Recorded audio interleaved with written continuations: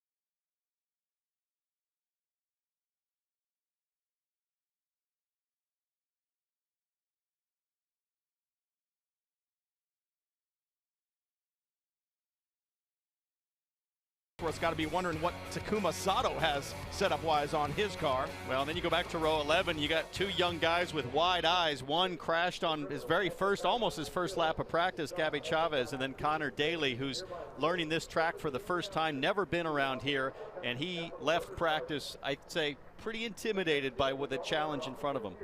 Talk about wide eyes. You certainly saw it on the young drivers who had not run here before, but it's time to put all of that fear behind you, pull the belts down tight, because we're about to go racing in Texas, the Firestone 600, the drivers in the cars, and we're about to get underway. They've determined that the track is in a condition that is going to be raceable, so it's about time. Let's head down trackside for the command to get things started here momentarily, because it's just about time to get the green flag going. Everybody stayed last night.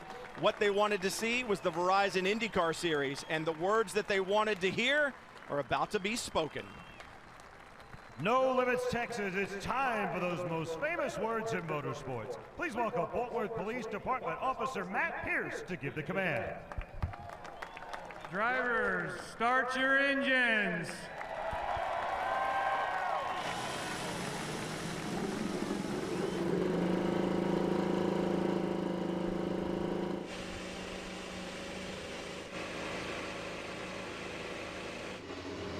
Well, moments ago, I talked to Tony Kanaan. I said, are you okay with this decision to run the race? He said, I am fine with whatever IndyCar decides to do. Meanwhile, for our front row, a lot to race for today. You've got Carlos Munoz, who feels like the Indy 500 is the one that got away. Maybe he can get one today here at Texas. And Scott Dixon has a championship to win. He is 80 points behind Simon Pagenaud, but he knows Texas is a place where he should have an advantage. Today, Dixon hopes he can gain on Pagenaud and get closer to winning another championship. Kevin Lee. Marty, right behind row one here on the inside of two is Helio Castroneves, but there seems to be a lot of trepidation as to what's going to happen and how the conditions change the handling of the car. Helio is very confident. He hasn't won in more than 2 years, but he really honestly feels like he's got a great opportunity today, Katie. Joseph Dugard is still riding on a high from that podium finish at the Indianapolis 500, and the 20 crews hoping that momentum carries over here to Texas. They'll roll off fit today, and you heard him earlier say the key today is to take care of those Firestone tires as he tries to get his first oval win of his career and his very first win of the season. Robin? Graham Rahal almost won the race in Alabama. Simon Pagenaud with him. They had a great duel. He's pretty much proved for the last 2 years it doesn't matter where he starts, because he's one hell of a charger. He's probably passed more cars than anybody the last 2 seasons. And the Weepers won't give him any problems here, because he runs the high line. He had the fastest time Friday night in the last practice session. He's ready for a victory.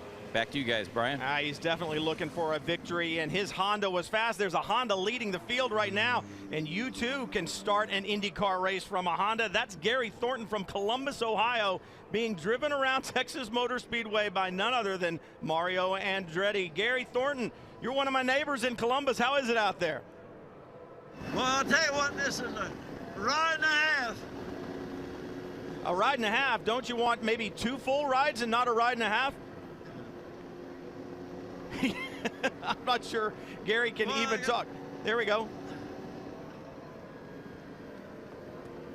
Gary gets to really something.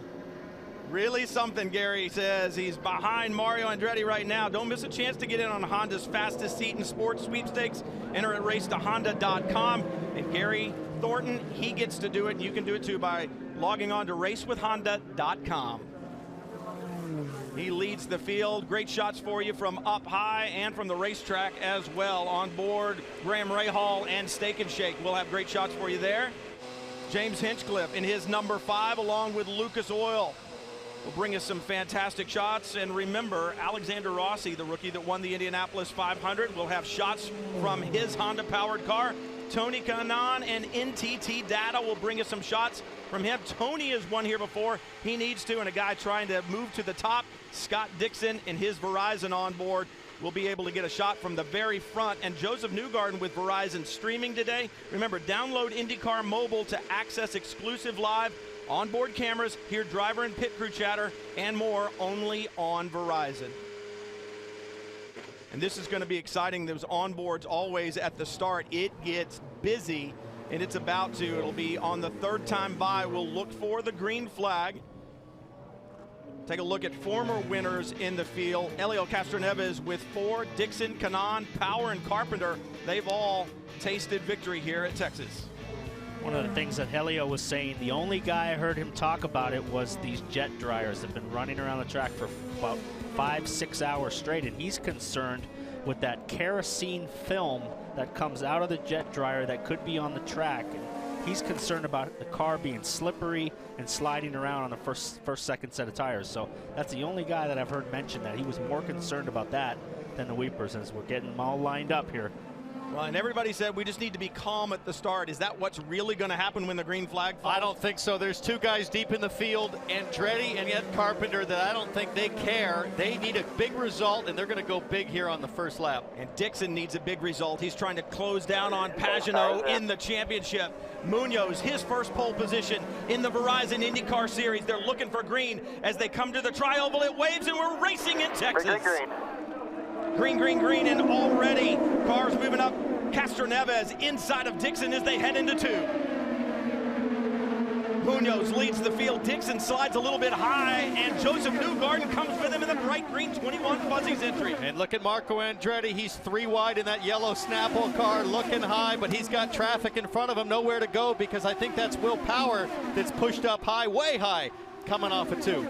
And so much for worrying about the Weepers on the low lines. Guys, we're snaking down at the bottom as we're coming up to turn 2. Now here comes Ryan Hunter-Reay, the best car in practice. Look at the sparks blowing off. The ride height too low on low tire pressure. Ryan Hunter-Reay hanging on, riding the cushion. Hunter-Reay working his magic just like he did at Phoenix. He was magic there on the starts, and this is incredible stuff. Talked to him this morning. He said, my car is good. He's trying to take it to the front right now. Kanaan holding on to 4th. Tony Kanaan working that outside line. He had a run on Newgarden. Now he's alongside his teammate as he comes around his teammate. Scott Dixon struggling a little bit. He says he doesn't have enough downforce as he wants. The other guys have put more on, so could be a problem. Anybody that was going to play it conservative threw that out the window after the first 2 corners. If you're going to play tonight, you're going to have to go big. Hunter-Reay trying to go big around the high side right now. One of the things he said this morning is, I can run 3 wide. The problem is it's 2 lanes at the exit of turn 2. I've got to either get by or give something up. Brian, remember how brave Ryan Hunter-Reay was on those restarts at Phoenix, the other oval we had before the IndyCar race, before the Indy race with the Indy 500. Scott Dixon trying to get back on him right now, but he said, I'm going to go high in 1 and 2 on the start, I promise. I said, is it going to work? He said, we'll find out together, but it did work. Ryan Hunter-Reay gaining a ton of spots, trying to make that high line work. The problem that Ryan Hunter-Reay had was that everybody else, half the field, was thinking the same thing, go high and be brave. Look at this Indy 500 champion making moves on the outside, on the high line on Castroneves. For a guy who said his eyes were open wide when he came here, what a job he is doing. This is the mark of a veteran, as Alexander Rossi in that black and white number 98 trying to put the pressure on Castroneves. Man, this guy is so impressive. I am really, really impressed with him. He's not got a lot of personality, but look, he's wheel to wheel with Castroneves, slides up a little bit. Newgarden comes down the inside. just a little bit of side turbulence, and it shot his car up the road. Now we're 6 laps into a stint, 7 laps now as we watch a replay with Ryan Hunter-Reay. He's in the yellow car on the inside, yellow and red, and he gets a great jump on the throttle. He's going to bend it into one and shove it right up the middle. Inside of Will Power there in the silver number 12, then Takuma Sato in the red, white, and blue 14, and Hunter-Reay. It's like a replay of Phoenix. Look at this. He's going to look and to make it 3 wide there. I mean, he was magic on starts and restarts. As fast as Hunter-Reay has gone through the field, Power has fell down through the field to 18th place, now running with Bourdais. So Hunter-Reay on the move, Kanaan here on the move. Look at Hunter-Reay go by, shoot the gap. You see Will Power flash by there to the right. You talk about him going backwards. Sato had a great qualifying run as well, and he too has fallen well back. He's in 15th. And all these guys have 3 or 4 laps on the tires to start the race from qualifying, and they know I've got to make use of the good grip while it's available. And now 9 laps in, plus those qualifying laps, this is where the key handling and the adjustments in the cockpit come into play as you're trying to optimize your car and preserve the tire wear, because you're going to have to go 45, 50 laps on this stint. Look how close. Ryan Hunter-Reay, Joseph Newgarden side by side for the last 2 laps here. And it remains that way as Tony Kanaan works to see if he can pull any kind of a draft off the 2 in front. It's a big draft when you have 2 cars running side by side, lap after lap after lap. That's creating a huge hole in the air for Kanaan. So watch for him to pull up and make this a 3-car wide battle. And it really should come as no surprise that we're effectively seeing the 5 strong cars from the Indy 500, Munoz, Castroneves, Newgarden, Hunter-Reay, Kanaan, are all strong here at Texas. See, Kanaan now is right in the picture. Ryan Hunter-Reay is almost clear, but that low line pulls up wheel to wheel. You see Hunter-Reay pull ahead. That's the position tracker on the roll hoop can't even change quick enough. It's just got to stick with 3rd. Chevy versus Honda. Ryan Hunter-Reay in that bright yellow and red 28. What I tell you, Kanaan, here he comes. Kanaan he's getting the big draft off of these guys, and the only way for him to go by is going to be on the top lane, and watch him try to make that work. Continually side by side, and the concentration that it takes to run at over 200 miles an hour that close, to do it for 248 laps, it's got to be absolutely exhausting. He's clear now. He's got to bring that car down in front of Look at that Newgarden, thing hit the bump high in turn 2, Paul. You see the sparks. You see Hunter-Reay's head bobble. Those titanium skids really punch through the car, and it's a rough ride there. And as the tire wear starts to go off, that becomes a bigger issue, as we've seen Hawksworth here. Kevin? And that's a battle to get out of last place. Will Power is now running last, 22nd. I mentioned Helio Castroneves is one of those that really liked his car as Power battles back to grab that position. And Will Power is one of those that had no idea what he was going to have. He's not been happy with the car. He said it's been bad all weekend. He was just hoping.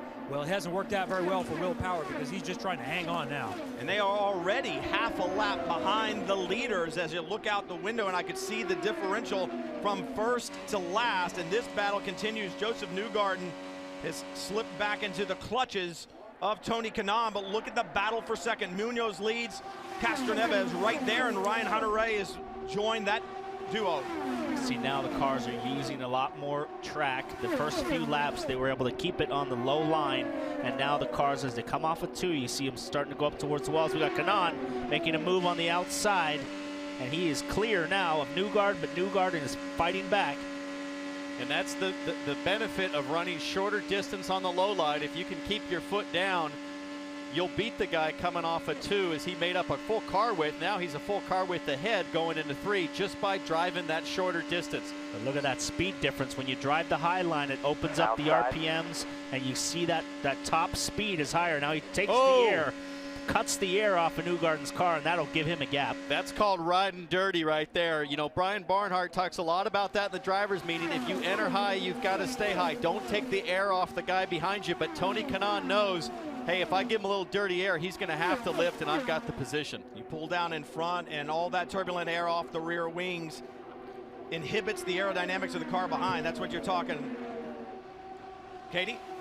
even though Joseph Newgarden is holding tight in 5th where he started. He just came over the radio and told the team he's battling quite a bit of understeer, the car not reacting how they thought it would in this heat. So when he comes in, he's, well, on the track right now, actually, he's using his weight tracker to try to fix that. But when he comes in for his pit stop, he's going to get 2 turns into his wing.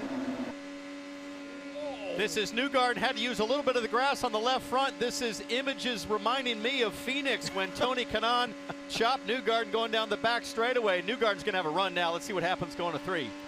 Well, it looks like Kanaan left him the inside lane. Kanaan is sticking to that high lane where he can let the car really be free, and he'll come off the corner with more speed. But he's got to tuck back in. That was a really strong corner by Newgarden. This battle is absolutely intense, but what about Carlos Munoz, his first pole position? And this is only the 6th IndyCar race he's led. Look at this, just that last lap. He's cutting some grass at 200+ miles an hour. Just nicking it. Just nicking it. Looking out the back now from Newgarden, you can see Kanaan trying to find clean air, and now we see the trailing distances grow as they rely more and more on their aerodynamic grip rather than the mechanical grip as the tires wear. You're going to have to start moving around and finding clean air. Well, we're now getting to the point now, 21 laps in, we're getting some tire wear, so the cars are not able to run as close together. And right now, these guys are probably thinking, okay, it's all kind of spread out. I'm going to make some fuel mileage, going to dial it back here. And as we see Marco sliding backwards, we were expecting him to come forwards, but he is sliding back through the field badly. Here we go, Rossi. I was just going to say, this is where it becomes hard on a rookie. Whoa, he's loose. Look at that steering wheel. This is not something that I think Rossi has any experience with at Texas. He's been here for the test, but you have no idea what's going to happen until you run in traffic. The amount of steering log. Whoa! Well, I was going to say, it looks like it's got a lot of push in it. Yeah, that's a push, snap, oversteer, and that is the worst thing that you want. Now, he was on the... stiffening the front bar. Oh, man, I was just going to say, don't get on the radio. Reach for the front roll bar. Get on the weight jacker. Plow that bar, Alexander, all the way forward, full stiff right now. You need it, buddy. I think this guy just really doesn't know. He's used to driving F1 cars and road course cars. Wow. Now he's on the weight jacker. Still one back to the rear. Now he's on the weight jacker. Gearbox directly behind you, looking to the outside. That's your right rear coming around you. Now, this is the worst case scenario. When you get cars now around you with turbulence, it makes it even worse. It's like he was at the front of the field challenging for the lead, and now it's his car's gone off, and he is just going to start falling through the field. Oh, big time. Now, the last thing you want to hear on the radio is hang in there, buddy. That means they have no intention of bringing you in to help fix the problem. That makes you want to rip the guy off the timing stand and say, you go drive it. I can't barely hang on to this thing, and you can hear how much off throttle he is. Once you run out of adjustments, it's like, now what do I do? And it's the worst case scenario because you get in the middle of the corner. Manage what you got. Do the best you can. Just manage it for now. You hear Brian Herta say, manage what you've got. He gets understeer, meaning the car is not turning. He's got a bunch of steering in it, and all of a sudden the front end hooks up and the car goes big time loose. And what Rossi's going to learn through this stint is that you have to get on those controls, that front roll bar and that weight jacker much, much earlier, because once that right rear tire gets hot and starts to slide, it's too late. It's never going to come back. That front roll bar stiffens the front roll rate of the car and basically props up the front and keeps it from falling over and then hooking and tucking. And the weight jacker is moving weight diagonally across the car to accomplish the same thing. And he's still putting weight jacker in, but he needs to take bigger swings at it. I feel for Alexander Rossi right now. He has his hands full. And the only thing really as a driver, if I was in this situation, is you would try and just kill the front tire. You'd go in and like overslip the front tire and really try to work that right front tire and make the rear stick and just kill the front tire. So you're effectively, hurting the front tire to get the car to not be loose as it is. Kanaan slipping back a little bit. Pagenaud has gotten by into 6th position. And now Graham Rahal beginning to move forward. Rahal in the 15 car. Should be shown in 14th right now. And he's a guy that has run well here in the past. Led and was going to win, but made contact with the wall in the closing stages. Last year he had a good car at the beginning and then it faded away. So what does Graham have now? Great stuff. You're watching NBCSN's coverage of IndyCar, brought to you by Firestone. Whatever you drive, drive a Firestone. And by United Rentals, official equipment rental services provider of the IndyCar Series and proud sponsor of Graham Rahal. We'll be back to Texas.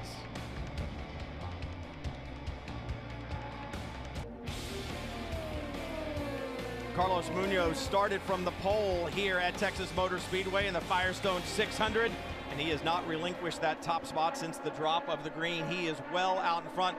Already cars beginning to pit around lap 32 or 33, and it's not for fuel, it's for tires. We saw Castroneves in, we saw Marco Andretti in. Pit. And now we're hearing Alexander Rossi being called in. He has had an absolute handful over the last 5 or 6 laps. Call it 10 laps, actually. Rossi down on the apron. This is a big exhale, Paul, when you have a car hanging on and you get to come to pit lane. 10 years like that puts 10 years on your life. Yeah. He's just going to be happy for the few seconds that he stopped. Graham Rahal also on pit road. You see Graham Rahal pulling into his pit stall right there, but earlier you saw Alexander Rossi snapping loose. The team is going to put some front wing into there and 4 fresh Firestone tires and send him back out, Kevin. Graham Rahal also just finishing up his service. The plan was to add a little bit of front wing for Graham Rahal. And here comes Juan Pablo Montoya, who's been one of, if not the biggest mover. He had moved all the way up to around 8 before the pit cycles began. He comes in, he will take a half turn of front wing, and Montoya is back out. I cannot believe that they added front wing to Rossi. I think that's a mistake. Dixon headed down to his pit stop. Scott Dixon coming in 8th, and you see the first part of that run, they weren't very good, but they have put on max downforce on this number 9 target car to help him at the end of the run. At the end of the run, they were much better, taking a little longer on the left rear. A long stop there for Scott Dixon, 9.3 on the stop. And a front wing adjustment for Dixon as well as Munoz is in. Carlos Munoz, who's been leading, comes in to make his first stop. Let's watch and see if they make any changes for that car. The tires were starting to go as expected, but it's been good, and no visible changes for him. Simon Pagenaud said at the end of the run, quote, "The car was excellent. They too max downforce on this car. A quick stop for the 22. We'll see if that puts him ahead of Dixon, who he had been racing for much of that stint. Takuma Sato in as well." Wing adjustment there on Sato. An excellent stop as he's away very, very quickly. Fast stops right now. They still got a little fuel in the tank. They're wearing out the tires as we see a replay here of Rossi's pit stop.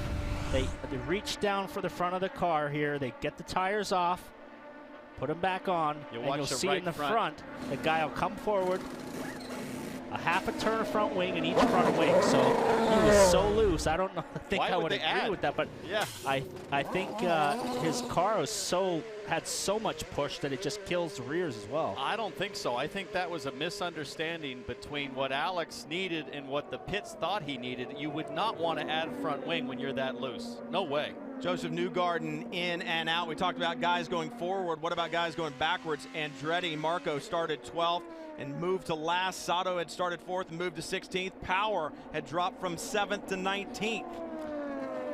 Now, to me, this is pretty indicative, Marty, on pit lane. Ryan Hunter-Reay's got a great car.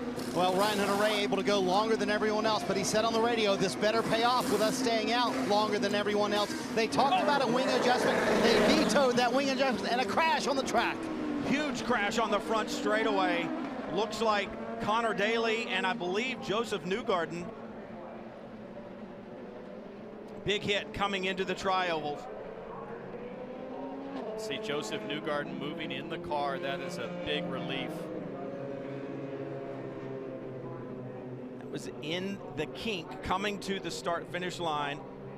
Understand that both are talking on the radio, and that is good. There's Connor Daly in his car, massive damage. You see Joseph Newgarden in his, talking to the safety workers when they got there. We never like to see a car go cockpit first into the wall like that. That is terrible. A lot of damage on both of these cars. Are completely destroyed. If we can hopefully get a replay. You know, Connor Daly was still on track, hadn't pitted yet on worn tires. Joseph Newgarden on new tires.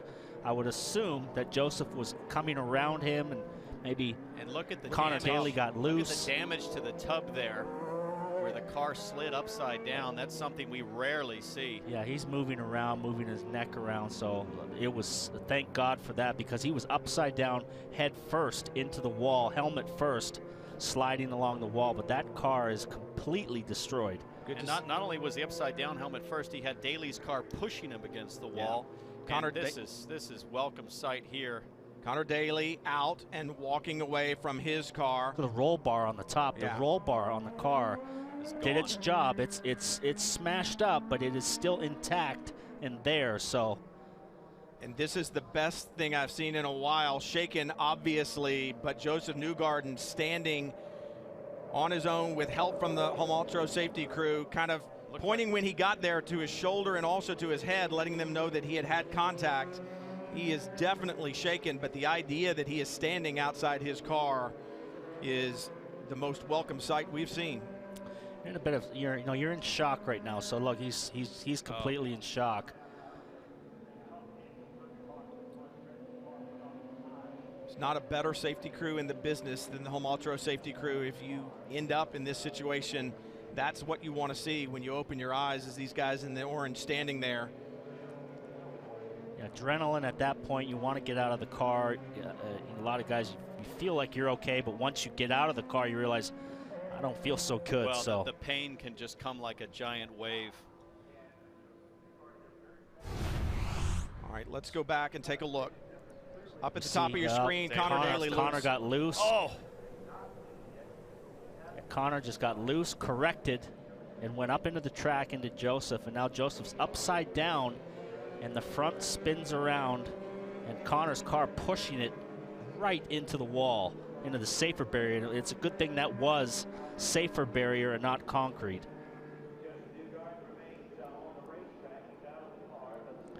And these two guys are the best of buddies too. They're best friends. So this is a double hard. Yeah, they came up through the junior formulas together.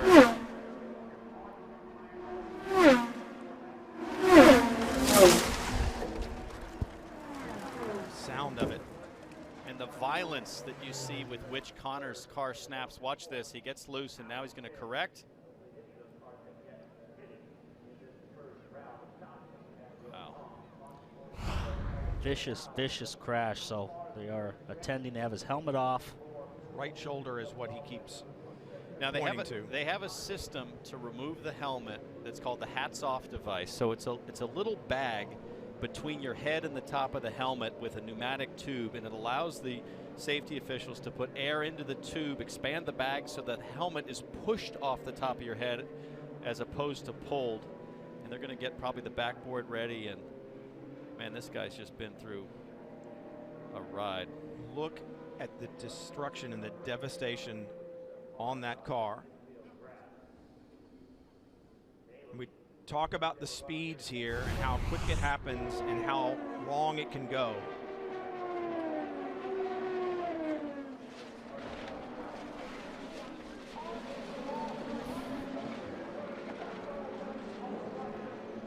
And thank God no one else was involved in that once those cars were sliding helplessly down the track. But Paul, you pointed to it, the safer barriers that they have placed around this racetrack. They add more over the last year. They've added more, and there are only a couple of areas right now that don't have it, but there are plans to add them. And without that safer barrier, I mean, we may be looking at a very different situation. The second impact was even equally hard because the car was upside down and it hit and came up off of the ground, lifted the complete Indy car off the ground, and it's a 1,500-pound car. Yeah. So, and one of the things they do, we had a truck race here on Friday night, is they add foam inserts between the safer barrier and the wall. We're going to get another view here, start finish. You could hear the sound resonate down the safer barrier once the contact. I was just going to say, for the truck race, after the truck race, as they continue to tend to Newgarden, they pull those inserts back out because obviously an IndyCar weighs about half as much as a NASCAR truck. And ironically, it was Dale Coyne. Look at the hole in the safer barrier, guys. So when this happens, they're going to have to replace this entire section. This whole steel membrane here is going to have to come out and get replaced. That is, I know from experience, unfortunately, that when you put a hole in the safer barrier, that means that you're registering at least 50 Gs in impact to punch that kind of hole through the safer barrier. While they tend to Joseph Newgarden, he waves, and as we said, the idea that he climbed out of the car and stood there before sitting down and now gives a thumbs up and a wave to the crowd. He is hurt, but it's great to see him. He was upside down at Indy last year, and you know, we talk about the dome skids and the flaps and such on the cars. This was a kind of a different deal, but it was good to see them stay down as much as they did. We didn't see him way up in the air, and that is good news. But that, look at the damage. And Paul, you pointed it out, the roll bar completely, absolutely gutted.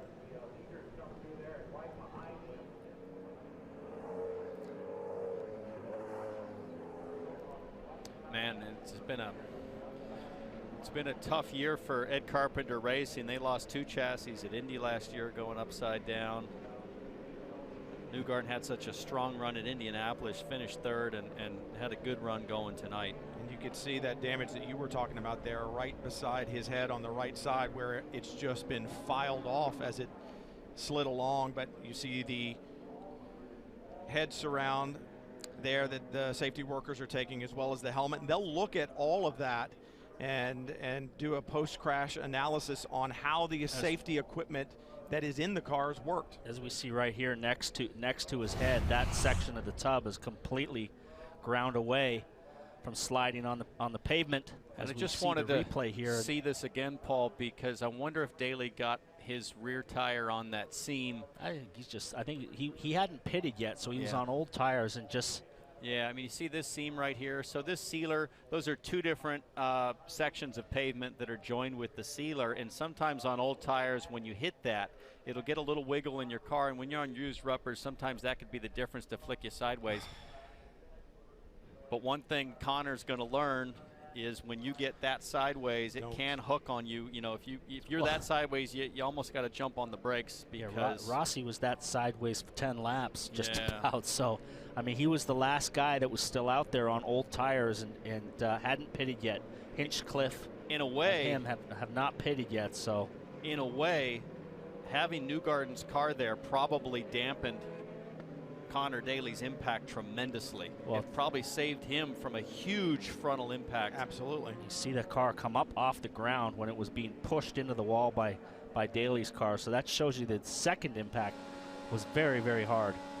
You see reverse camera angle from Hinchcliffe's car. Got one in the fence. It's the snap that happens so quickly on board with Scott Dixon.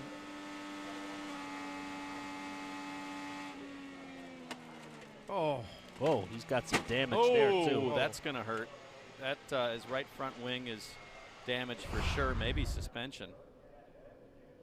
And that is a big problem if it's suspension, because that's a long fix. Remember, he's trying to hunt down Simon Pagenaud in the championship.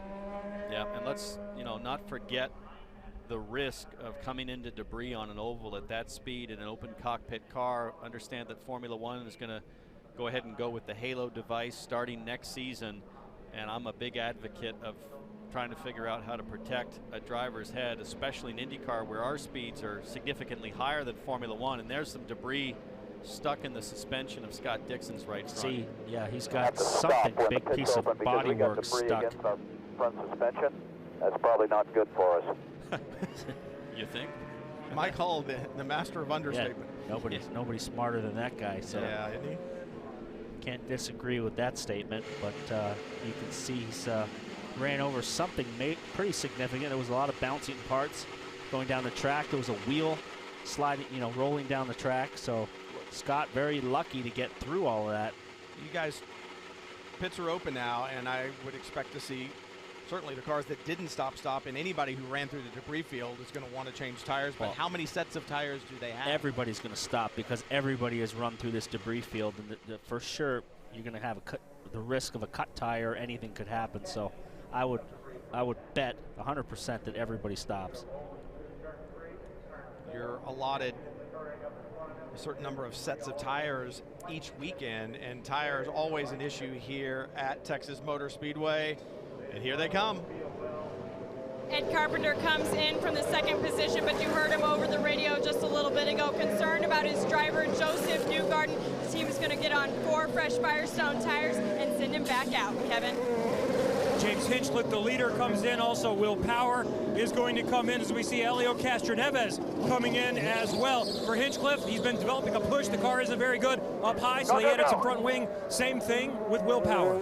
And several cars did not pit. So with the incident on the front straightaway, I believe that race control closed the track in that section. So a good, I don't know, 8 to 12 cars did not pit, including Munoz, Canan, Pagano, but they're a lap down.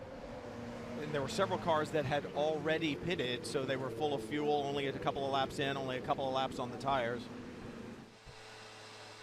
Understand that there may be a problem for Carlos Munoz on pit road. Perhaps the I don't know what happened to Castroneves, because he came in and he's at the back of the field now. He had I don't know if he had a bad pit stop, but when he left the pit lane, he was the last car to leave. So timing and scoring hasn't updated yet, but something went on. He was right at the back of the field.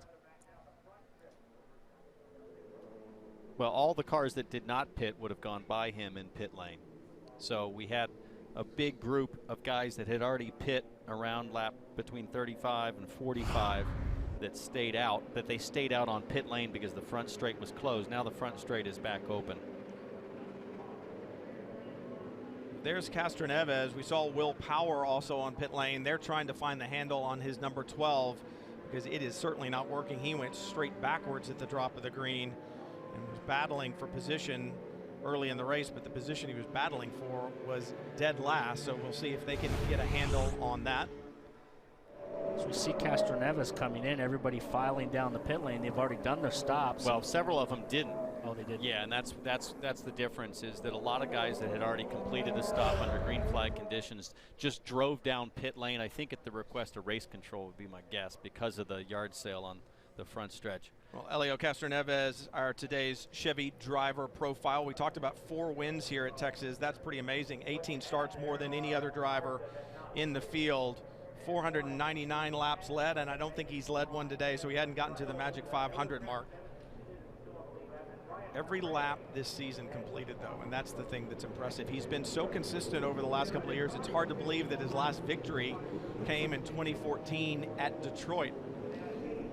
Right now, pit stops being undertaken here at Texas Motor Speedway after the crash between Connor Daly and also Joseph Newgarden. We'll come back to Texas in the Verizon IndyCar Series.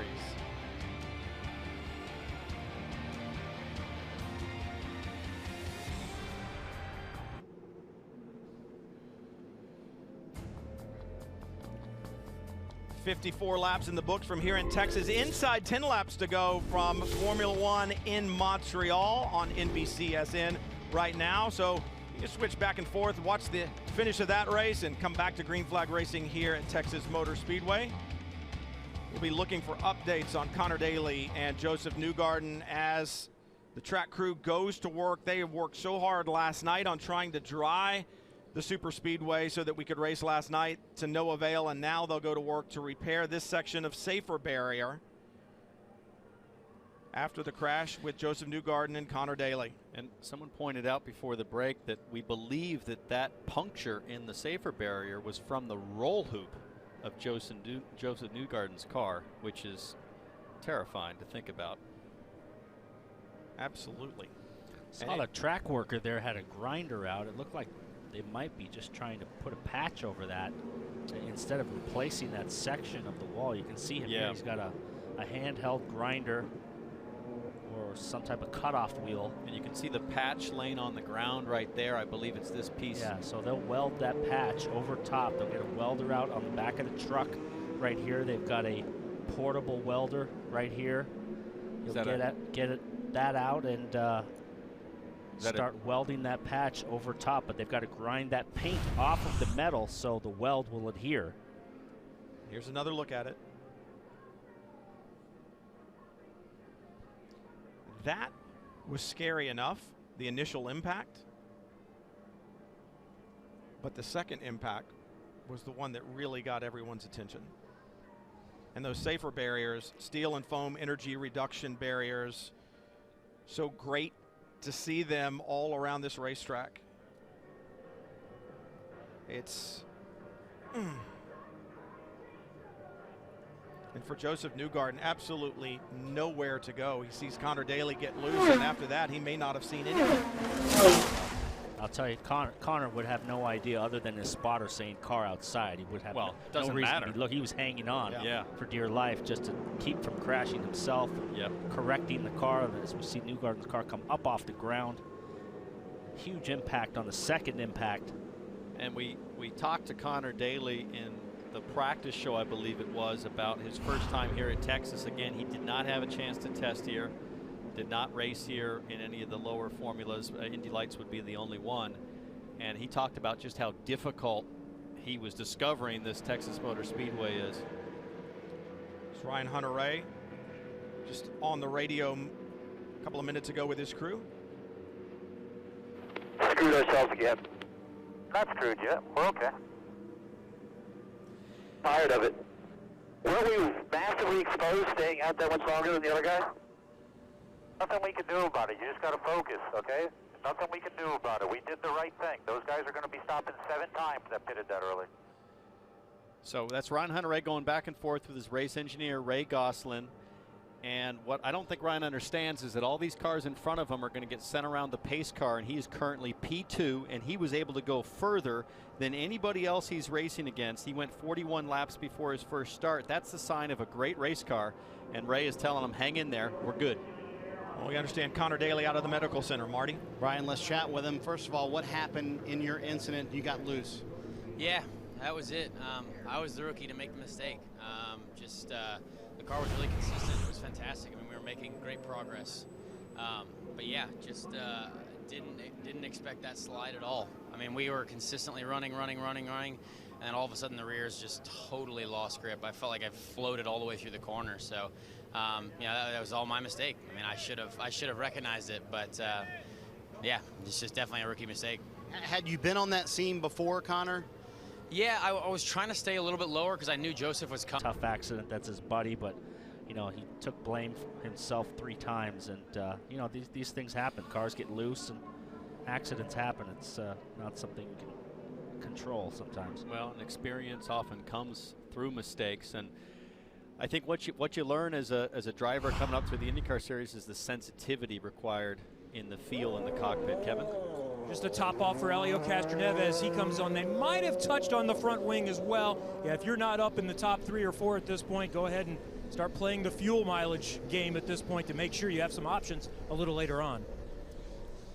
Well, I think what guys are thinking about here is there is rain in the area that could be coming at around the half distance. So the captain, Roger, he made a bad call last week in Detroit, probably cost Castroneves a win. Strategizing right now to be able to run hard if it does rain at half distance. And there is rain close by within about 10 miles to the south coming this way. And there's the radar. You guys were just talking about it. You can see the direction. So your strategy really is to get to lap 125. That's one more than halfway. And then if you get to that number, then it's 248. Maybe these guys aren't going to have 6 more pit stops like they were telling Ryan Hunter-Reay. Well, and Ryan Hunter-Reay to get to lap 125 would have to go a yeah, long, well, I mean, they got ways. exactly. But so I'm looking down the front straightaway back to the south, and it is getting dark back down there. And this is it's going to be a long repair to this wall. They're probably going to run 10 to 15 laps under yellow. Lot of fuel, fuel getting burned. So I wouldn't be surprised as we see the welders fired up, the guys welding that patch on. I wouldn't be surprised to see if guys come in and top off with one to go before the green. Pretty much everybody trying to get on a different strategy. And just take tires, right? Yeah. Because even though you're running around under yellow, you're picking up dust or maybe some debris from that accident, and why not take tires? And look at that, pit lane looks ready and waiting. Yeah, a lot of guys set up. And I think you're right, Paul. You wait as long as you possibly can so that you've got the longest stint when you go back to green. And look at Dixon still running around, keeping track position, but man, he's got that big piece of debris, and when they come to pit lane, I'm sure they'll be working to pull that out of there. Be interesting to see how quickly they can get it out of there. If it's just something they can reach in and pull off, or if it's wrapped around and it's going to take any time at all, because it's one of those deals where if it's wrapped around and it takes even another second, he's going to get leapfrogged in pit lane. Marty? Well, Brian, we saw the damage for Scott Dixon, and they hope they can pull that off, as you mentioned, and come down pit road. Also possible damage for Simon Pagenaud, our other championship contender as well. They wanted to look at the left rear end fence there for Simon Pagenaud. That's the piece we were looking at a moment ago. They said they thought there might be damage on that, maybe not. They also, Kyle Moore told him rain is about 25 minutes out. He said, well, that stinks because we have an excellent car today. We can win this race. Well, and there goes the wave around. So all of those cars are now passing the pace car, going to cycle around. James Hinchcliffe, your leader, will be directly behind the pace car with Hunter Ray and Aloshin in third. And once they pack up, they'll be allowed to come to pit lane before we go green. Especially because that welding's still going to take a little while. And hopefully, I mean, they are in a hurry to get back around, and they got to keep in mind what's going on the front straightaway, and already cars have come back around and headed to pit lane. Got Carlos Munoz. This is a smart move, because if you pit now, then you go back out still under yellow, and the cars that didn't pit, you're going to lose position, going to gain position on those guys. Kanaan comes in, Pagenaud in the 22. Alexander Rossi, the 41 of Hawksworth. Ford A. Looks like they put a new front wing on Kanaan as well. Something going on inside the nose there of Pagenaud's car, and they're doing something here. Might be making a radio adjustment. That radio usually lives in the front of the bulkhead. I wonder if they were going to make a volume adjustment for Kanaan, take the extra time to do it right as Pagenaud gets underway. They need to get him back out because they're coming across the line right now with the leaders. Tony Kanaan gets out of pit lane. Scott Dixon now in. See how they do on the right front, getting that debris out of there. Get the debris out here. The welding truck is still on the track, so we're still going to be a little bit. It's not like there's any hurry, like we're going green in the next lap. There's a jet dryer at the end of the front straightaway, and the welding crew is just before the start finish. See what happened with Jack Hawksworth here. You've got a left front tire loose, and now an air hose. They're going to try to get the gun out of the way. And Townsend, it's the inside front changer, Marty Armstrong, on Hawksworth's crew that got caught up in that hose. He did bounce up, though. He's up and he's walking around, but he took a nasty tumble here. So now you've got the airline on the track, and the wheel gun is stuck, I believe, in front of the floor on the right-hand side, sparking. The officials do not like to see that. No.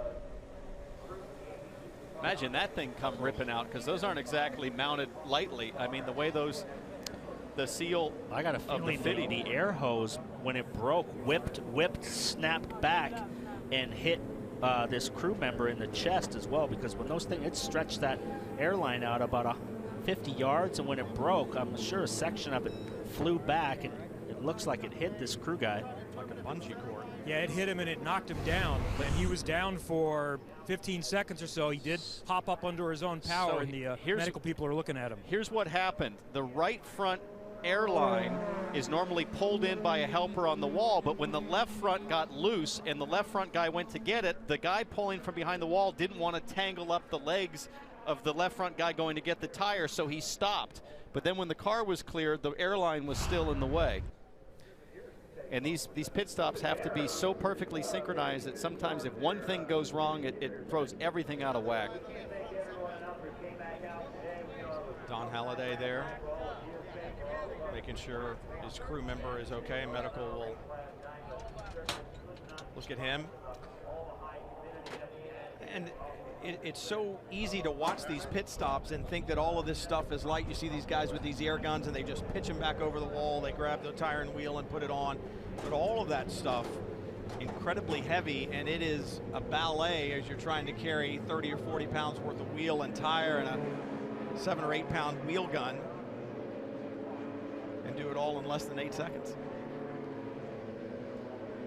Work still being done to the safer barrier on the front straightaway after the impact with Connor Daly and Joseph Newgarden as Hawksworth back out. And what kind of damage do you think that air gun could do, Paul, to the floor of that car? I mean, that's a, what, 15, 20-pound piece of equipment stuck under there. Yeah, you saw the shower of sparks coming out of the car, so I'm sure it damaged whatever it was pushing up against. I'm sure it damaged that leading edge of the floor. Marty? Marty, that is really good news. We saw him kind of favoring that shoulder and talking to the medics when they got to him, saying, hey, it's over here, this is where the pain is. So if that's all that he ends up with out of such a horrific incident, that's absolutely amazing, and it is fantastic news.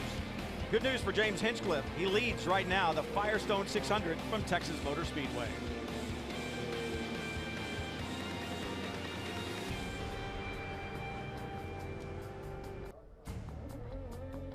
Work on Jack Hawksworth, number 41 from AJ Foyt Racing after that pit lane incident. Another Honda leading the field right now with James Hinchcliffe. And don't forget, you can be a part of Honda's fastest seat in sports sweepstakes.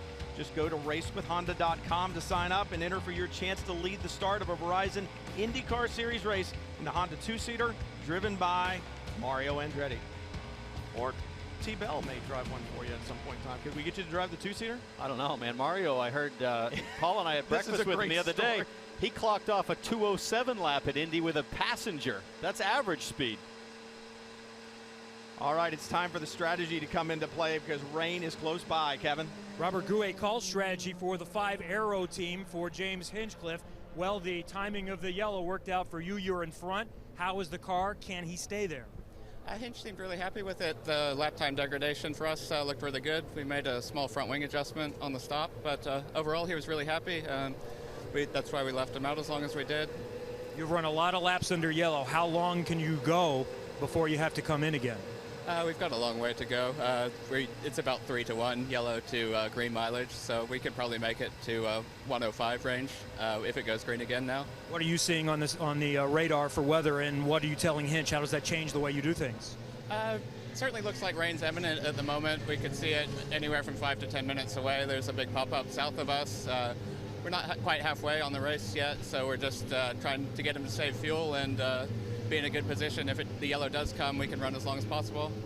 Marty, the main thing is just stay out front now, because if we get to halfway, you never know when it's going to end. Well, let's talk to Ray Gosselin with Ryan Hunter Race Team. You guys feel like you should be in the lead, Ray. Why?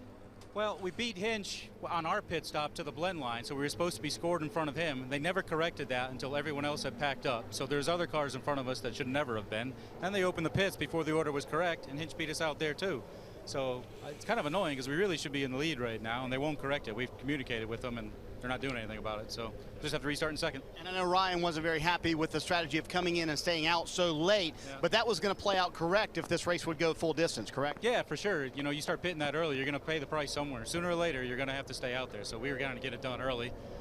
You know, in the end, it kind of sort of did work out. We should be in the lead. We're P2. That's not that bad. So we'll see how it goes. And Brian, unfortunately, it's starting to rain here on the front stretch. I knew you were going to say that, Marty. Looking out the window here, you could see the raindrops beginning to fall. We've been watching the cell to the south, southwest, and the red flag now being displayed as you see the raindrops there on the camera lens, and that cell back to the right of the screenshot that you see is to the south-southwest.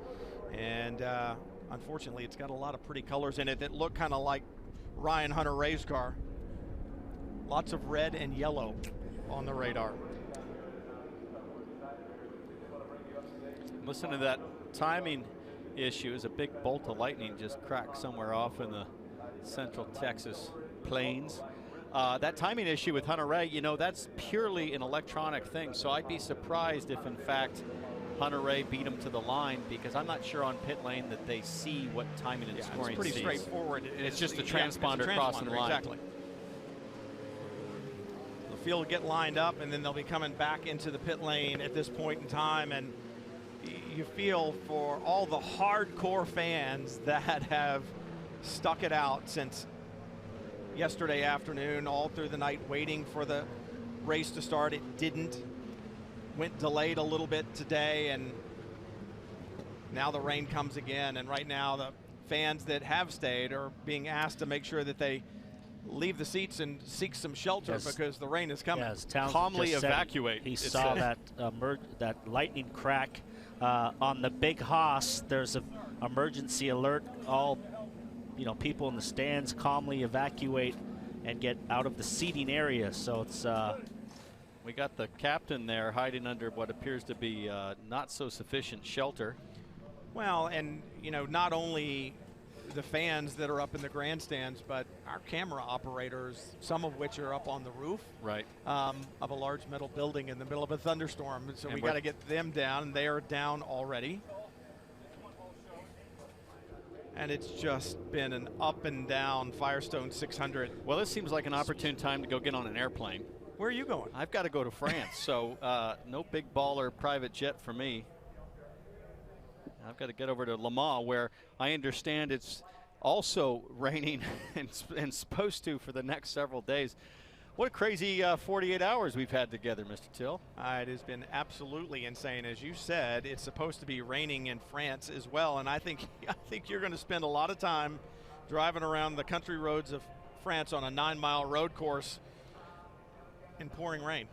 Which is fine, because we've got, you got, we've got rain tires, we've got a roof over our head, and we should be doing all right. But man, this has been pretty crazy here in the 70 laps we've had so far, and I can't tell you how thankful I am to see Joseph Newgarden walk out of his car, sort of, and get into an ambulance and survive a massive accident there. Well, and so took all the precautions, put him on the backboard. We'll take a look at what happened here. At the green flag, Ryan Hunter-Reay, we saw it at Phoenix, and we saw it here again, the aggressive move at the start. We knew we had a good car. Yeah. And nobody's braver than Ryan Hunter-Reay on starts and restarts, especially when he's got the confidence in his equipment. You see him coming up on his teammate Alexander Rossi, who started super strong, but then had to learn that the whole tire wear lesson here at Texas as he got wicked loose about around lap 20 or so. Joseph Newgarden at the front of that train right there, and then we go to lap 18, racing hard with Tony Kanaan. Cutting the grass at 200+ miles an hour, and then problems with Connor Daly down on the left. And absolutely no time to do anything except blink in a situation like that for Joseph Newgarden. Connor Daly comes out of the car, Newgarden on the stretcher, but waving to the crowd, and we understand little issue with the right shoulder perhaps and the right wrist. That's spectacular. Problem in pit lane for Jack Hawksworth. Tire starts to roll away. They don't get the air gun out of the way in time. He runs over it, and then a crew member gets hit by that air hose that comes flying back in the other direction. And then the weather in Texas will just not cooperate. That cell building from the southwest, the rain came in. We knew it was there all day long, and it's finally caught up with us. Drivers getting out now under this red flag. Ryan Hunter-Reay saying, what can you do? Yeah. So let's take a look. Not quite to halfway. That's not what we wanted to see. If we had gotten 125 laps in, we would have been able to call it a race. James Hinchcliffe leading right now. 31 of 71 laps led, but still a long way to. Still made it work. Yeah, the high side wasn't an option there. I knew that was going to maybe be taken away from me going into turn one, so I had to have my options open. I just went for whatever piece of real estate I could find, and then started trying to pick off cars one by one. It started to get harder as I went through it, but we had a pretty good race car. We burnt the tires off it pretty good trying to get up to the front, so I think we have a good car here if we could just settle into a rhythm. The one thing you said that your car couldn't be was loose, and the first thing it was on the stint was loose. Hard to handle, isn't it? It's the higher track temps racing during the day, yeah. Once you burn off, once you really lean on that right rear trying to move up through the field, you eat it up and it's gone and never comes back. So yeah, we were down to almost 190s, a mile an hour, just lifting everywhere. All right, so before it starts pouring, we're going to let Ryan Hunter-Reay go and plead this case to race control right there that they did indeed beat Joseph Newgarden, or James Hinchcliffe rather. They're off of pit road, and they the one should be in the lead.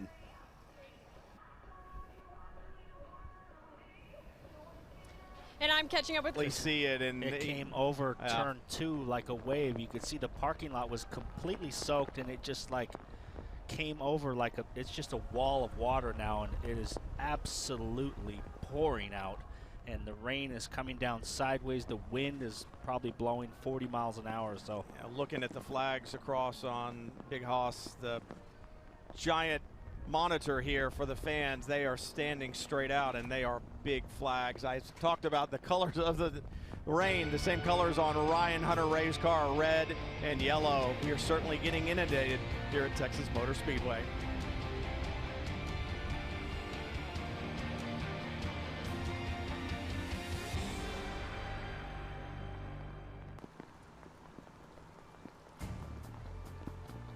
And Mother Nature not even playing well with our satellite feed. So welcome back to Texas Motor Speedway, and the rain just continues to come down. But just before we were knocked off air, we were talking about. And you hate to see something like this occur today in that accident. But, you know, when you see the driver get out of the car, and obviously he's, you know, you guys have been talking a lot about it. He was in shock and things like that when he did stand up. All the adrenaline got him out of the car. But, you know, did it save his life? Maybe, maybe not. In terms of, you know, he might have been okay if the safety barrier hadn't been there. But it was, and he, by all appearances, appears to be okay. So that's what we did it for, and that's one of those things where it's worth every penny. Well, and you guys have added more of it over the barriers are set up when the NASCAR runs. The trucks ran the other night. You have to change the foam blocks around. You can explain that a little bit. Yeah, overnight, and there are thousands of foam blocks behind the steel barrier that absorb that energy on an impact. And overnight, after the truck race Friday night, they went through and took roughly half of them out. So it was you know, several thousand foam blocks that have been removed. And the reason you would take the foam blocks out, the car is lighter than an Indy car. It needs to move that wall, so you got to take half the blocks out. So the man hours of just pulling those out and putting them in storage, it takes all night. And we is going through that as we deal with social media, things like that. There's the proliferation of cable television choices and things of that nature. So, you know, it's up on Twitter, Facebook, you know, me too. I've got my own account, and it's not the Speedway's account, so I say the things I think. You're not on Snapchat yet? Everybody's on Snapchat. You know, everybody's on Snapchat. I've only got with us and doing their thing through all of this. We've done everything we could, and when this rain stops here, we're going to do everything we can to get us back to racing. Well, I know you need to get over with IndyCar officials. I'm sure I'm getting my mic cord taped back on the back of my shirt. That's an important mechanical device. Yeah, thanks for that help, Eddie. We'll take a quick break. We'll let you get to work, and we'll come back to Texas Motor Speedway. The skies have opened up, and we're only partway through the Firestone 600.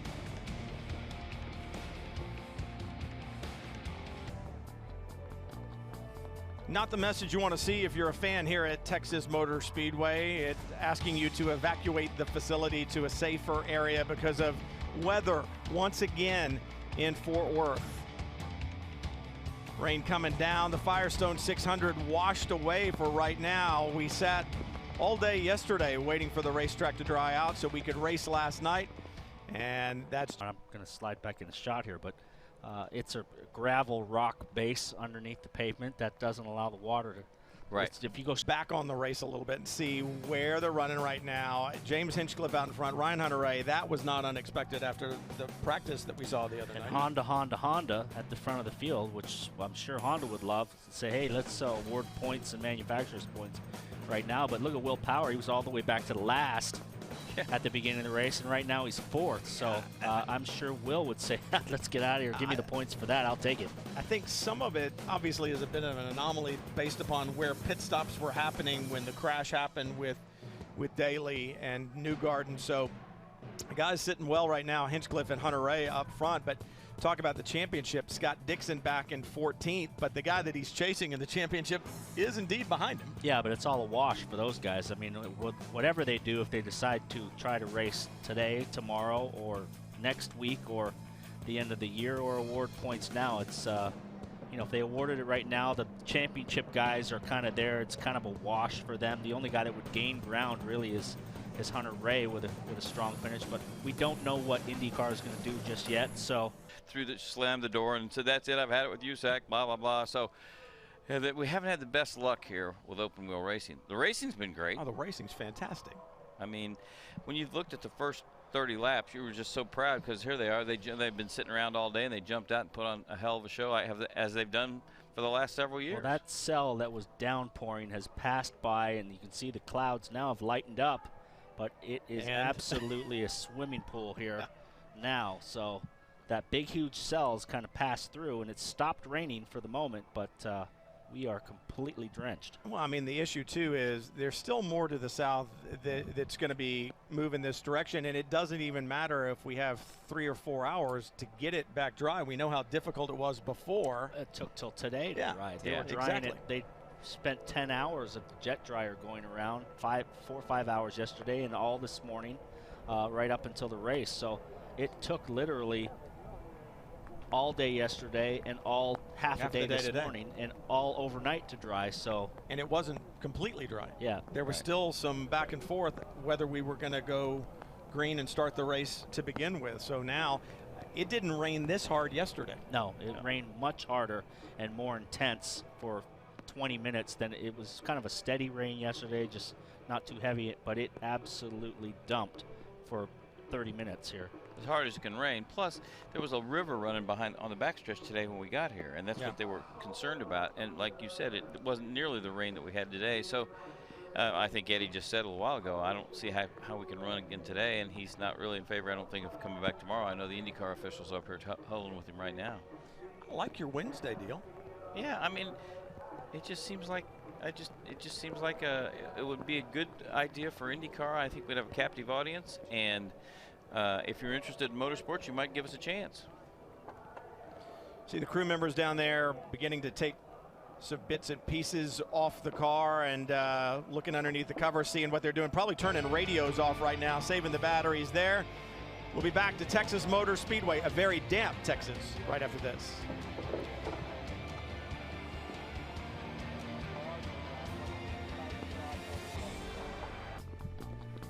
And the rain beginning to slow here in Fort Worth, but the damage has been done, and it's still coming down a little bit, but standing water now on pit lane, out on the apron of the racetrack, and the parking lot's absolutely flooded after the deluge that we just had, and that has really put it. Could have been a lot worse. Could have been a lot worse. You know, you talk about big changes. Look at the rest of the schedule that we've got in the Verizon IndyCar Series for the rest of the year.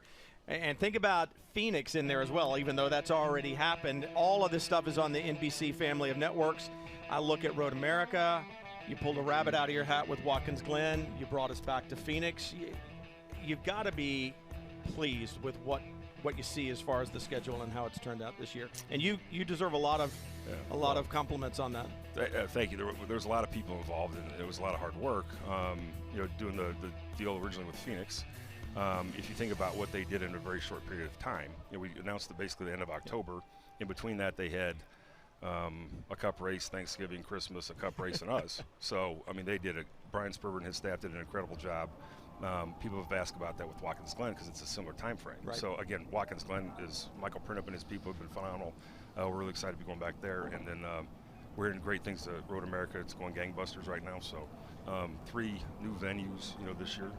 One was, you know, wasn't expected, but we got it. Yep. So we're excited about going there. Jay, worst case scenario, this thing. Talk about optimistic. I mean, we've got some highlights from the way to kind of recap you on the day and talk about optimistic. The racing was fantastic, as we usually see here.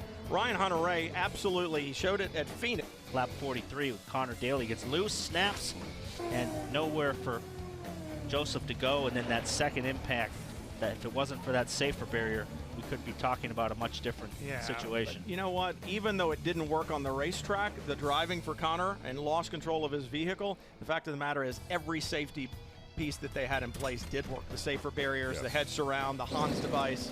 And then a problem in the pit lane. We were talking about this a little bit earlier. Look at the air gun up front. Marty Armstrong is going to get the worst of it, but he's doing fine. That's good. Some stitches in his back as the medical crew looks at him.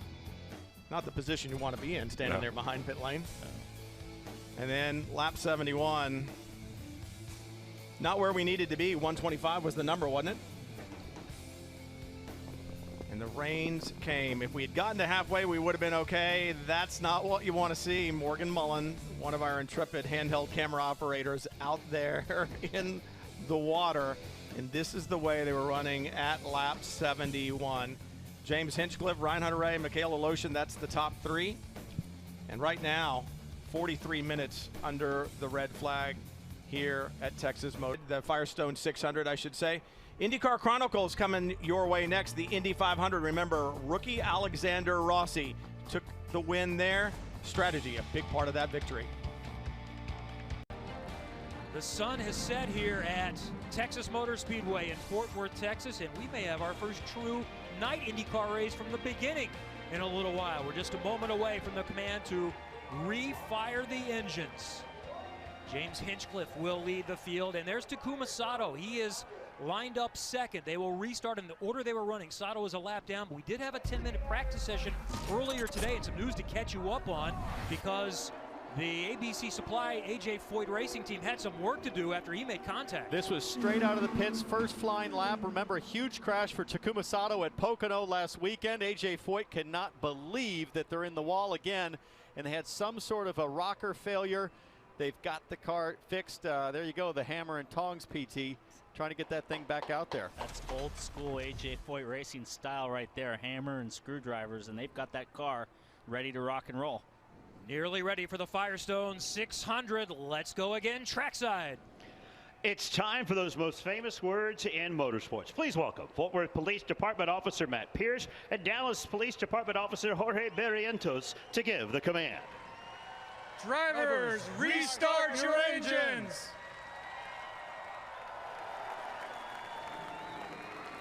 And two very special gentlemen up there. We talk about the heroes in the cars, and certainly they're worthy of our affection, but these two gentlemen are true heroes. Jorge Barrientos was wounded in the July 7th ambush in the city's downtown that killed 5 officers. He's a Dallas Police Department officer. And Matt Pierce was here in June. He was the Grand Marshal for the original try. He is with the Fort Worth Police Department. He was shot multiple times in March after a police chase. Great to see them. They were on hand in the drivers' meeting today. Got a standing ovation. Very brave men. And the IndyCar drivers are wearing caps of local, state, and national law enforcement departments here in the area. On board, as we take a look at the drivers ready to go, Helio Castroneves in his machine, Will Power now within 20, and as Jan mentioned, points as they run, 3 back of Simon Pagenaud. And here is how they'll line up with the Mother's Polish starting grid. This is the restarting grid, and it's James Hinchcliffe and Ryan Hunter-Reay. It's a single file restart, so we wouldn't say on the front row. And then Mikhail Aloshin is going to be one to watch Townsend in third. I'll tell you what, those top 4 drivers were all super strong at Pocono on Monday, the rain-delayed Monday Pocono 500. Mikhail Aloshin started on pole. He ran second all day. He was a contender for the win, and of course Hunter-Reay.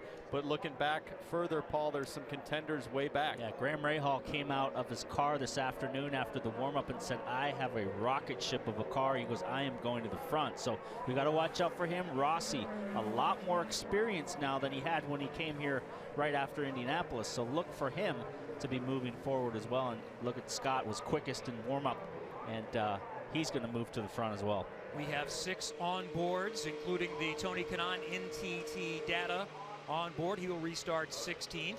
Graham Rahal will restart in 12th, and the Manitowoc Cranes on board. And after the practice session late this afternoon, some interesting comments on the radio transmission.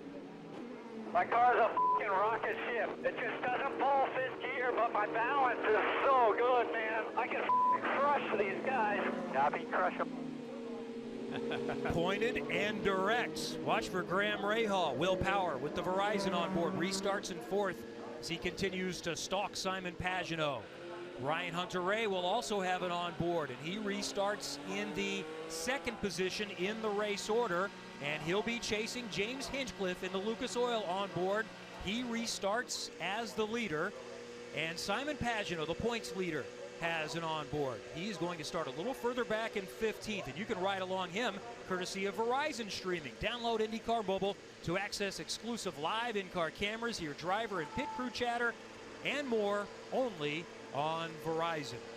Buckle up, boys. I think this one is going to be good, even better than the afternoon race we were set for on that Sunday in June. Well, I think we're looking at a field full of confident drivers by virtue of the temperatures cooling down. You could hear the authority in Graham Rahal's voice. He knows he's got a great car, but I think you could say that about most of the field right now, Paul. When you have effectively too much downforce, the car feels amazing. This could be a really, really tight pack race, certainly for the first few laps. As we go back to green here, the front 4 or 5 guys were all really quick in warm-up.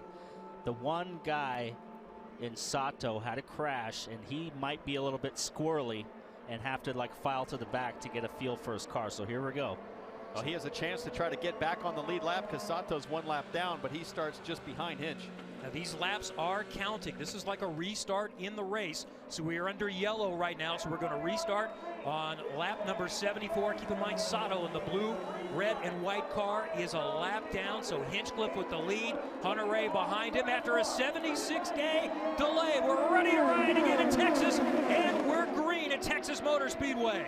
Terrific jump for Hinch. Hunter Ray puts quick work on Takuma Sato, and here comes Aloshin in third, working the low line. So we see Sato moving his way towards the back. I think that is by design. He's going to wait and not push it too hard, get a feel for that car. But look at Hunter Ray to the lead already.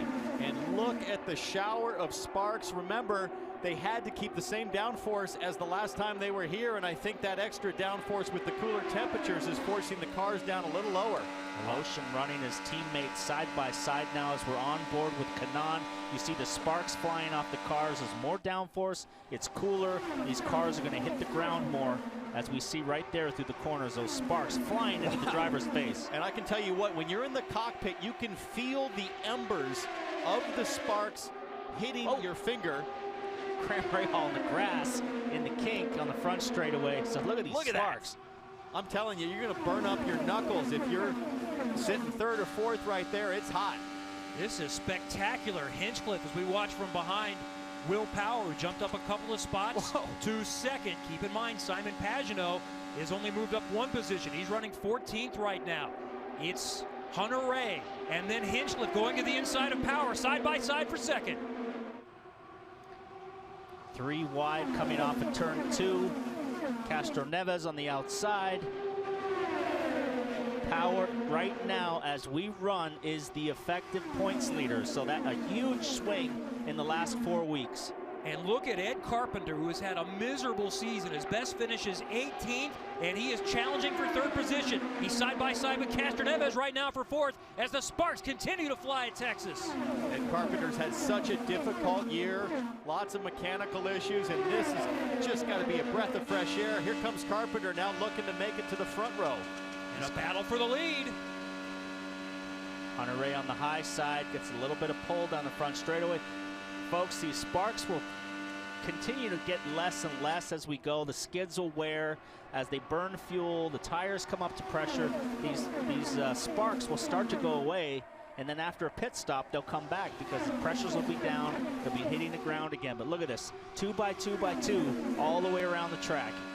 This looks like the start of the race. They're lined up side by side down to pit road, and Jan Bikas.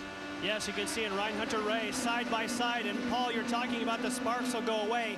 Keep in mind, this is a restarted event. However, they were allowed to fill the cars with fuel. So all these cars are full of Sunoco ethanol. That's why they're heavy, that's why they're sparking. The tire pressures will come up, and already we're seeing a few less sparks. Ryan Hunter Ray loves his car in clean air, and he's trying to keep it. And that was Takuma Sato that you saw rejoining the field, so he made an early pit stop, presumably to adjust the balance. Things weren't quite right.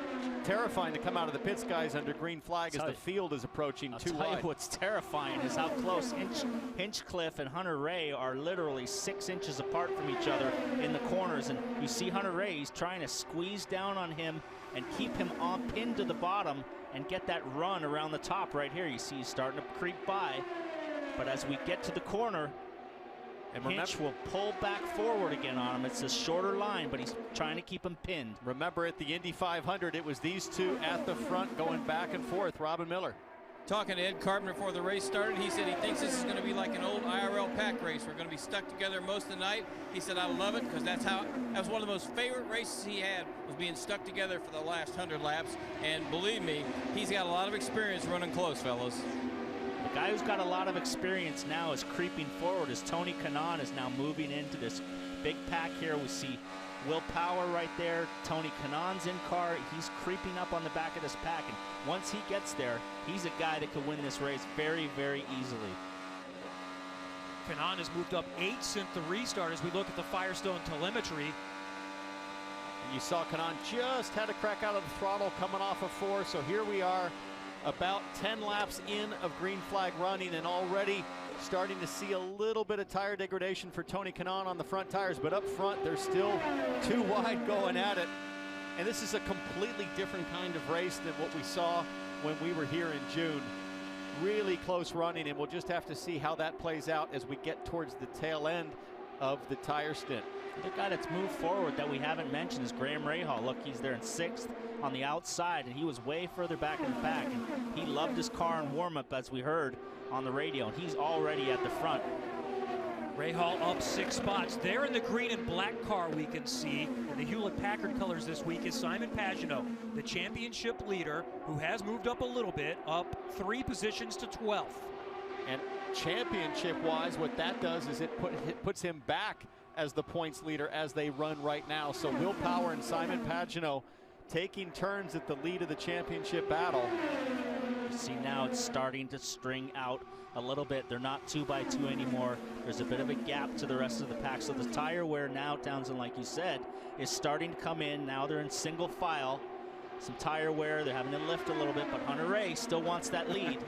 Not quite ready to go single foul yet, and here comes Castroneves to the low side, thinking about 3 wide. Castroneves in the blue and white car, side by side with the yellow car of Hunter Ray, and it's still Hinchcliffe out in front. And interesting that Hinchcliffe is really the only car still bottoming at both ends of the track. You see a pretty decent shower of sparks. So he's wearing that dome skid out every lap, but everybody else seems like their ride heights were a little bit more on target. As you can see Hinchcliffe bounce around on the bumps. I talked about Graham Rahal was in 6th, now he's in 4th, and he's pulling up right on the back of these 3 cars, so look out for him.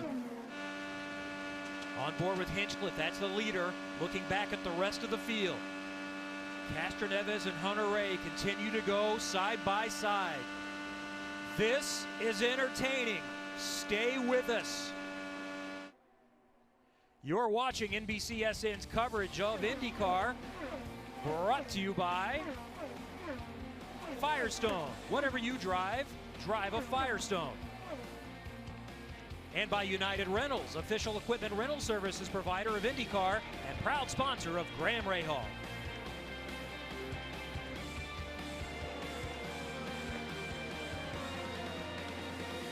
Working lap 96 of 248 in the continued race at Texas Motor Speedway. Thanks for joining us tonight on NBCSN. James Hinchcliffe restarted out in front. He has maintained that position most of the while, back and forth with Ryan Hunter-Reay, and now Helio Castroneves running in 2nd is battling for the lead. Ed Carpenter running in 3rd. It's time for our Chevy driver profile tonight. Nobody better to take a look at more in depth than Helio Castroneves, who has won 4 times here, 16 wins on ovals, 8 of them come on 1.5-mile tracks, similar to this one. And by the way, we've got to look at his very first trophy in a go-kart back when he was 12 years old. Helio, you can still pick him out of that picture. Good-looking kid, right? I remember the days, Paul, 12 years old with a go-kart, how sweet it is, but all these guys started out in that phase and worked their way up through the ladder.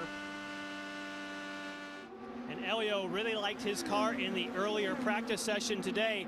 And Townsend, you have mentioned about how these cars had more downforce for a day race in June. By the regulations, you could not take that off. So Castroneves said he thinks he had a pretty good downforce level in June, and you can see right now he likes following behind Hinchcliffe, but he says he believes later in the race, lots of people, like you see Carpenter here now working on Rahal, people will come onto pit road, and then you're allowed to take the downforce off if you want to. Yeah, I don't think he really wants to lead right now. I think he's pulled himself to the front, and he's plenty content to let Hinchcliffe cut the air for him, get good fuel mileage. Look, he's on the low line. His car is obviously Townsend handling well because he's still pinned to the bottom of the track, which is hard to do with tire wear. Well, and look at how the field has spread out just since the commercial break. I mean, look at this. We're single file 10 car lengths between cars, but to your point, Paul, I think that speaks to how good Castroneves' car is right now. He's able to stay close, save fuel, as you said, be really efficient. And I'm a little concerned for James Hinchcliffe on the bottom of his car. Remember, there's some titanium blocks that are used to keep the dome skid off the ground. By the rules, you're not allowed to wear that skid at all. So if he runs out of titanium blocks, we see Hunter-Reay coming in early here. This is much earlier than expected. And he had slid down a few positions after battling for the lead early and falling back to 7th or 8th position. Comes into view of Jan. And I can tell you the reason. He's been on the radio saying the car is becoming loose. It's loose off. It's getting worse and worse. I've got to pit. So they're going to make some changes to this car, because when your car goes off, Townsend and Paul, you know here, you lose so much time on the racetrack. So obviously he's going to lose track position, but he's trying to think ahead to the later portions of the race. What can he do with the car? And let's see, that's only a half turn of front wing. But my guess is they made some major changes at the rear end tire pressure as well.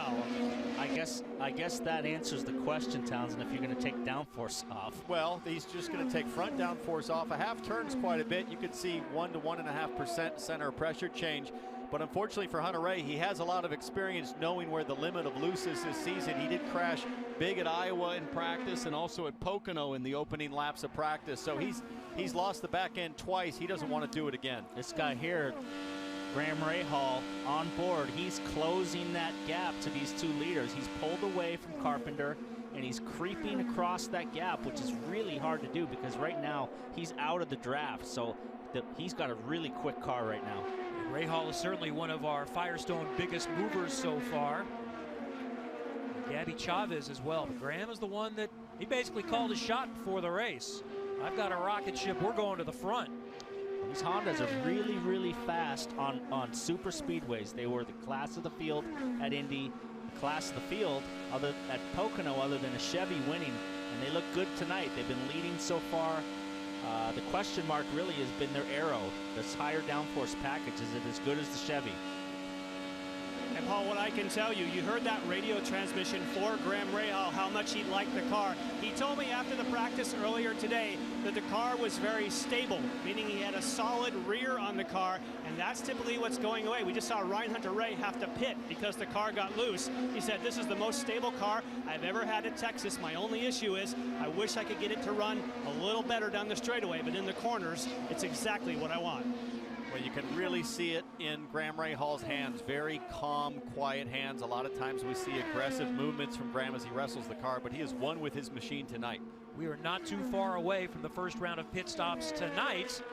James Hinchcliffe restarted in front, and he's in the lead by 1.5 seconds right now. Stay with us. More great racing to come tonight from Texas. Pit stops are underway at Texas Motor Speedway. Rossi, Aloshin, Chavez, Castroneves, Montoya, Bourdais, Ed Carpenter is in. He's been running in the top 5 all night, Robin. Well, he's going to take 2 turns in front wing, Kevin, make a little tire pressure adjustment. He says it's great except in traffic. He's really pushing bad. Takuma Sato wiggling through, and Charlie Kimball has to evade him, and Kimball will come into his location. Same issue as last week. He wanted to pit and couldn't get in the box, so it was a heads-up move. He had an accident last week, and that was smart thinking this week. Tony Kanaan on board. He makes his first stop of the evening. These stops are coming a little bit sooner than we expected, so again, it's not because they're out of fuel, it's because they want fresh Firestone. Well, yeah, 40 laps into a stint, 43 laps into a stint. That's pretty early on, so I wonder if we're going to see a scenario where it takes 4 stops to make it to the end. Here comes Graham Rahal. We got Rahal coming in, Jan. Yes, we'll see if they make any changes for Graham. Remember I said how stable the car was. He actually said he had a little bit of push, which means he was so stable. Look to see if they add any front wing and a half turn for front wing, just like we saw for Ryan Hunter-Reay with the Hondas. A quick note, I watched Munoz getting his service. When you saw Mikhail Aloshin pit, he took 1.5 turns of front wing, as now power comes for his stop. You know, Townsend, up to second. Excuse me, Paul. Townsend, I'm thinking these guys are pitting early. The track's pretty green. It's been a while since anything's been run here. There was really no practice, so there's not a lot of rubber on the track, and probably wearing these tires out a little bit quick. Yeah, it could be, and also they might want to come to pit lane as we see Dixon getting a lot of more front wing. That looks like a turn and a half of additional front wing, but this is the first chance to get a balance with these conditions. They had the 10-minute practice, but the track's already cooled down another 10 to 15 degrees. You have to make adjustments on the fly. So meanwhile, James Hinchcliffe still has not pitted yet. So now he's 2 laps up on everyone. And if a yellow were to come out right now, that would be a massive advantage for James Hinchcliffe. But he appears to have a great race car as really the last car to come to pit lane. That's a great sign for later in the race. But look at this, his teammate has just came out of the pits on fresh tires right behind him. Now we'll see what the difference is between fresh and old tires, because we see his teammate right here. Now watch this. We'll see how we've gone to some different cars here, but it'd be nice to go back and see. Look at how fast he's closed up. So this will be the difference between fresh and old tires. And that's for Aloshin to get 1 lap down. So some are only 1 lap down through 9th position. Aloshin is in 10th. He is in 2 laps down, trying to get back to 1 lap. Hinchcliffe is on. Look at that. He just goes right by. Nobody could pass. They got side by side, Hunter Rays. We see he peels off now for the pits, but you could see how much quicker the fresh tires were. So critical for Hinchcliffe here. This is the hardest part of green flag stop, is working on this flat apron, no banking. He almost loses it there. It's really bumpy. Got to get it slowed up for pit lane. And Townsend, like you guys noticed, Hinch feels like the end of his stint is real. He really has the advantage, but the beginning of the stint is a little bit of a struggle. So his engineer said, we're going to give him a half a round of front wing when he comes in for the stop. As you see these guys go over the wall, get him some new Firestone rubbers, fill him up with Sunoco fuel, and finally get around to make that front wing adjustment. We'll watch how he cycles back in, and we keep an eye on the left side of your screen with Helio Castroneves. I don't think it's going to be that close because Castroneves has more laps on fresher tires, so his average pace should be better. Here he comes. That's Hinchcliffe on the apron. There goes Castroneves trying to get by Marco Andretti. And that's the difference between stretching it long versus stopping early for tires. And that's the difference between stretching it long on a road course, which is a huge advantage, versus stretching it long on an oval with tire wear. So he's got a 5-second lead probably now on Hinch. So our first twist tonight in the restarted event, Castroneves now in charge by 2.5 seconds. Shaked out at 2.7 seconds. So he did go longer than everybody, but it cost him. And that car, now that it's got cold tires, it's sparking heavy again. And look at these 3 guys. That's Ed Carpenter on the low side. Next to him, as we ride on board with Graham Rahal, is Will Power. This will be the battle for 4th position right now. You saw the cars get spread out towards the end of the run. Now look at this group here is all packing back up together again. We got 5 cars right here all running in a group. And this is where Carpenter and Power need to think about, can we work together in a draft? As Scott Dixon now joins the fray, there's going to be 5, 6 of these cars going for 4th place. If they can work together, they might catch the lead pack. But racing like this, that gap is going to open up to 3rd place. Yeah, they need to settle in and try to run in line and chase down that group that's in front of them. But when you get running side by side like this and 3 abreast, trying to stuff it in the inside, Kanan, this actually slows the group down. Well, you've heard the term liquid courage. This is rubber courage. This is what happens when you get a fresh set of Firestones. You feel like a hero. Just a couple of laps ago, Scott Dixon turned the fastest lap of the race at just shy of 215 miles an hour.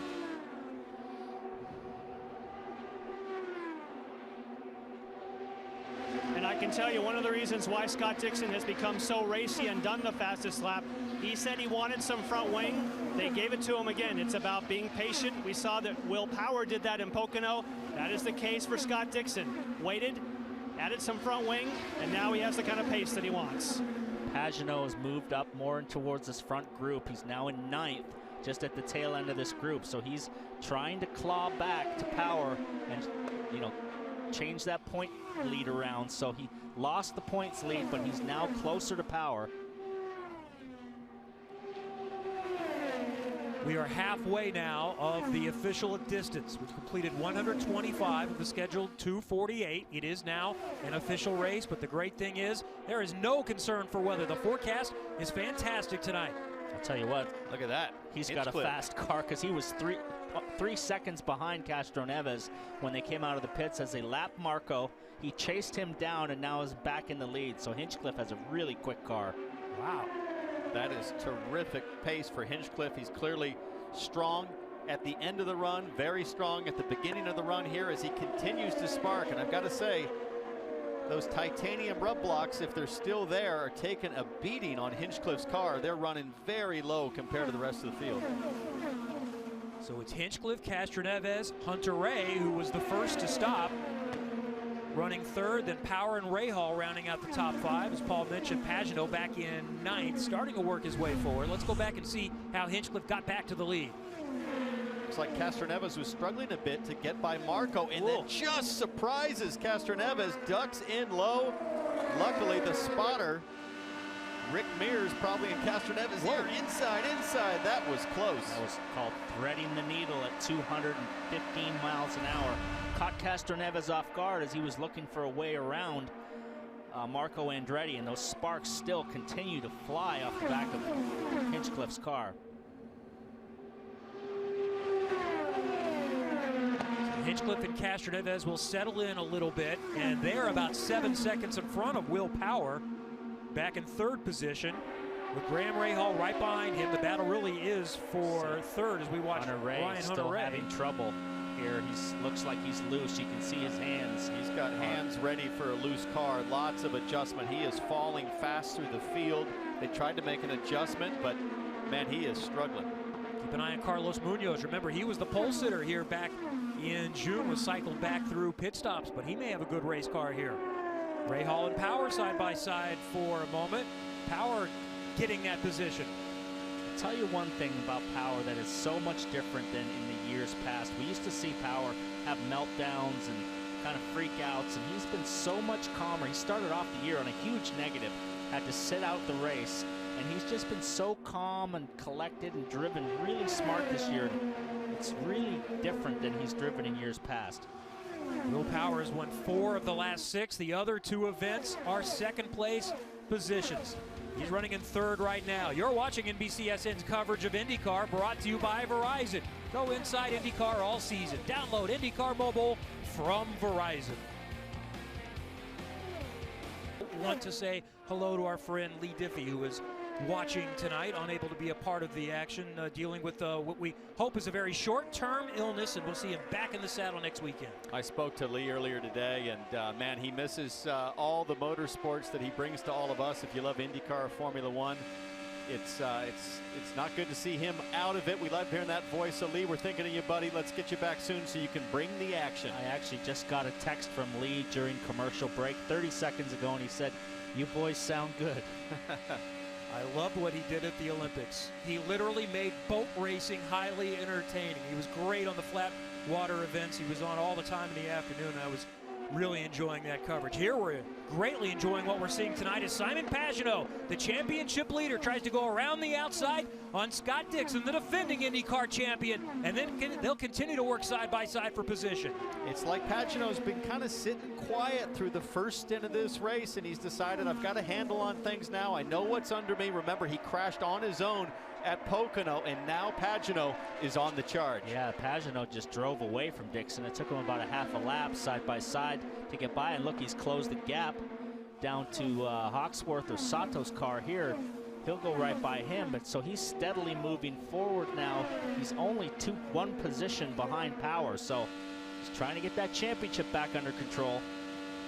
Simon has said, I'm not going to race any differently. I'm not someone that crashes. I'm someone who is going to continue to do what I'm doing, and that's by trying to win races. We are on board with Graham Rahal. He is running in 2nd position, right behind James Hinchcliffe. Carpenter, Castroneves, Power make up the top 5. We're about due for another round of pit stops coming up very soon.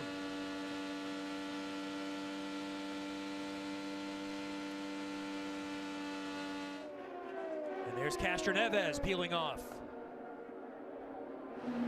And And he's coming in obviously a bit earlier. We saw how this pays for some people. If you pit early, you get fresh tires, you can run faster, but you run the risk and look for the front wing. They're going to take a quarter turn out. At least that's what they said on the radio. And remember, all these Firestone tires, there's a quarter turn. These are the very same tires that they would have had for Roger Penske and all the rest of the teams. Firestone sequestered the tires the same that they had in June. Rossi making his pit stop. Again, looks nice and clean for him. This is fine if you don't have a yellow. If you do, these guys will be in big trouble. Certainly seems like Castroneves is set for a four-stop strategy. Only 35 laps, Paul, on that last stint. And with this guy, Hinchcliffe, running up front so strong, he's able to go much further with the balance of his car. Yeah, but I think the balance is do you want to run fast or have the fall off? And I think when you're running quick, you can make up that time. So we now have Carpenter in second. He's gotten by Rahal. And Power and Pagenaud now behind Rahal. So it's the race is nowhere near over.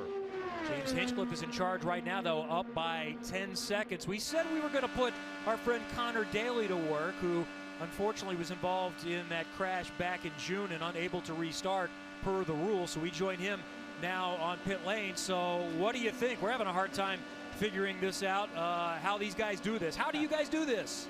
Man, it's looking interesting out there for sure. I could see Hinch and I sort of had the same balance when we were back here in June, or however many years ago it was we were here, and he's still doing the same thing. And Gabby, it's interesting. He was running this a little bit more downforce than we were back in June, and it was good at the beginning. He was good in the pack. But now once it's spread out, it's been a real struggle. He was really loose on the first stint. We came in and it took a little bit of wing out. But gosh, those guys that are running trim are definitely struggling. You can see Ryan Hunter-Reay really struggling after a few laps. So, man, it's interesting to watch for sure. Connor, you sound like a natural on TV, like your dad. You want to get into this earlier or still keep racing? No, Paul. I like driving, and I like driving a lot. So I want to stay in the driver's seat. Well, the guys next to me want you to keep driving because they like their chair as well. Tony Kanaan is in. And, of course, he's going to also take a wing change. That looked like a full turn out for Tony Kanaan. Again, this is the time of night when you're going to want to tweak your car. And Townsend and Paul, now is when they're expecting the track to rubber in. For instance, Simon Pagenaud hasn't changed his car. He has just said the track is coming to me. As it starts to rubber in, these cars are changing complexion. I'll tell you one thing, with these short fills, you watch these stops, you watch that clock, they're only taking enough fuel as the tires take. So you see here, 7-second stop right there, 8.2. So if you make a mistake with your tires, Townsend, it's really going to cost you because the fuel's done quick. Well, I think that's a great point, and it really points us to the strategy. Many of these cars are on the shorter stint strategy. It's going to stop 4 times to make it to the end. So going on outright pace, taking tires early and often. That's Carlos Munoz, the pole sitter, and he led the first 37 laps of this race back in June. And Honda has been impressive on these bigger tracks. And don't forget that you can enter for a chance to win the fastest seat in sports sweepstakes at racewithhonda.com. And you can ride along with a legend like Mario Andretti as your pilot.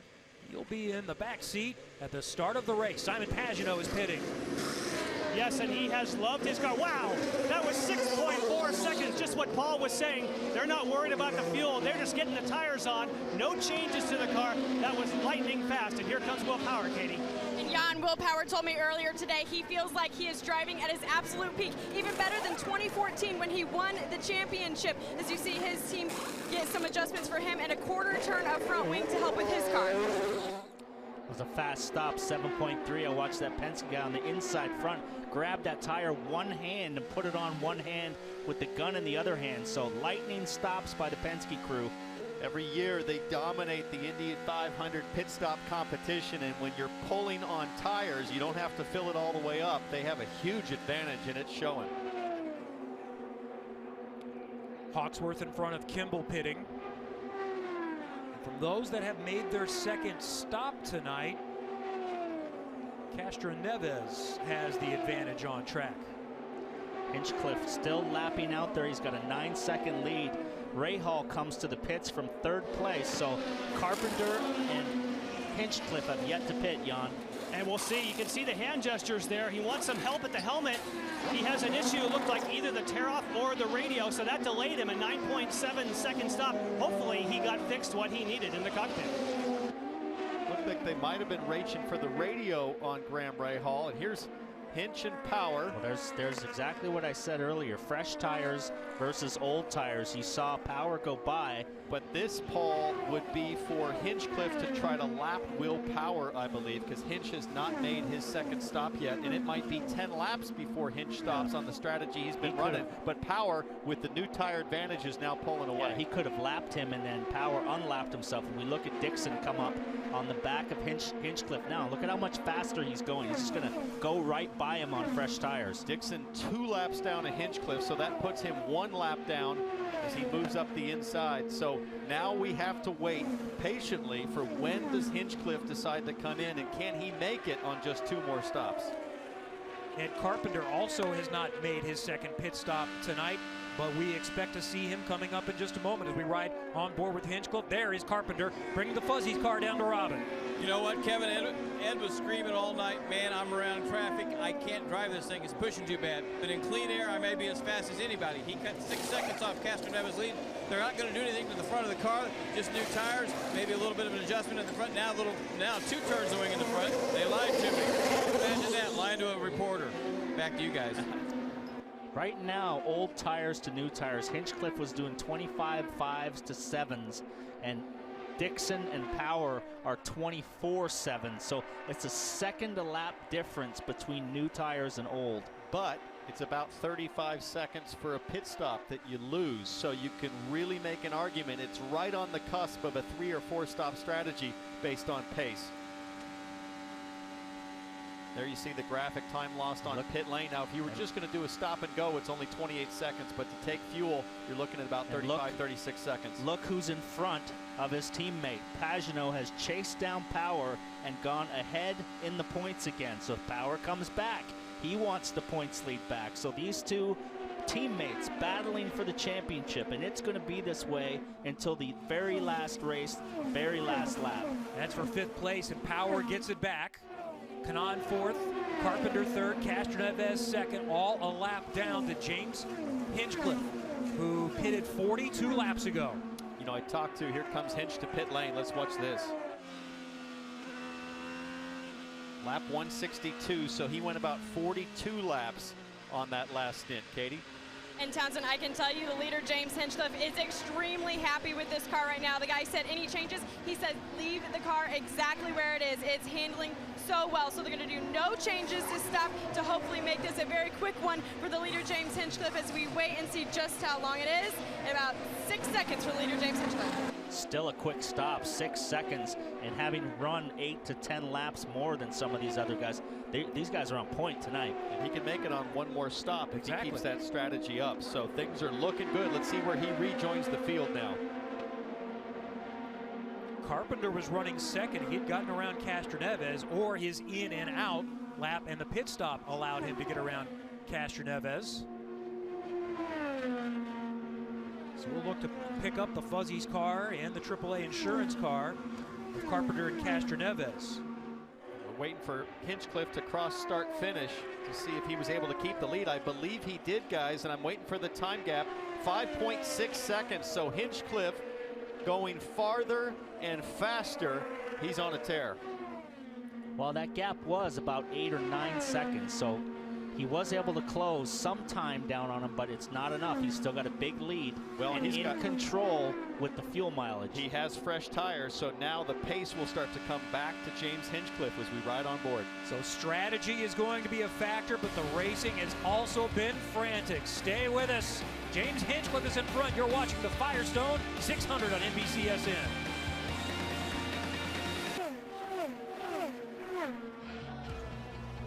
Watch every IndyCar race online, on mobile, on tablet and connected TV devices with the NBC Sports app. For details, visit NBCSports.com/live. Townsend Bell, Paul Tracy, I'm Kevin Lee, Jan Beekes, Katie Hargett, Robin Miller on pit road, and James Hinchcliffe has been in front most of the night here in our resumed race at Texas Motor Speedway, but the action has been fierce back through the field. This is Tony Kanaan and Graham Rahal going side by side for fourth.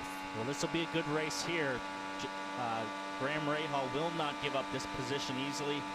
Kanaan is on the move. As we see, he's not giving up. Rahal to the high side.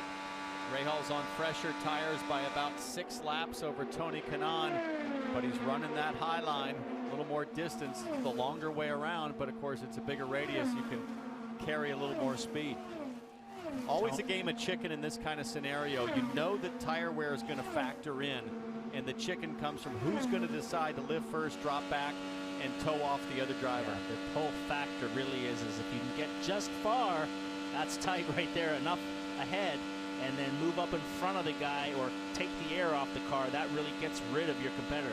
Tony can just get enough ahead here. He can move up in front of Graham, but he's not. He's side by side, wheel to wheel at 215 miles an hour. And when you're talking about this wheel to wheel, you're talking about saving the tires.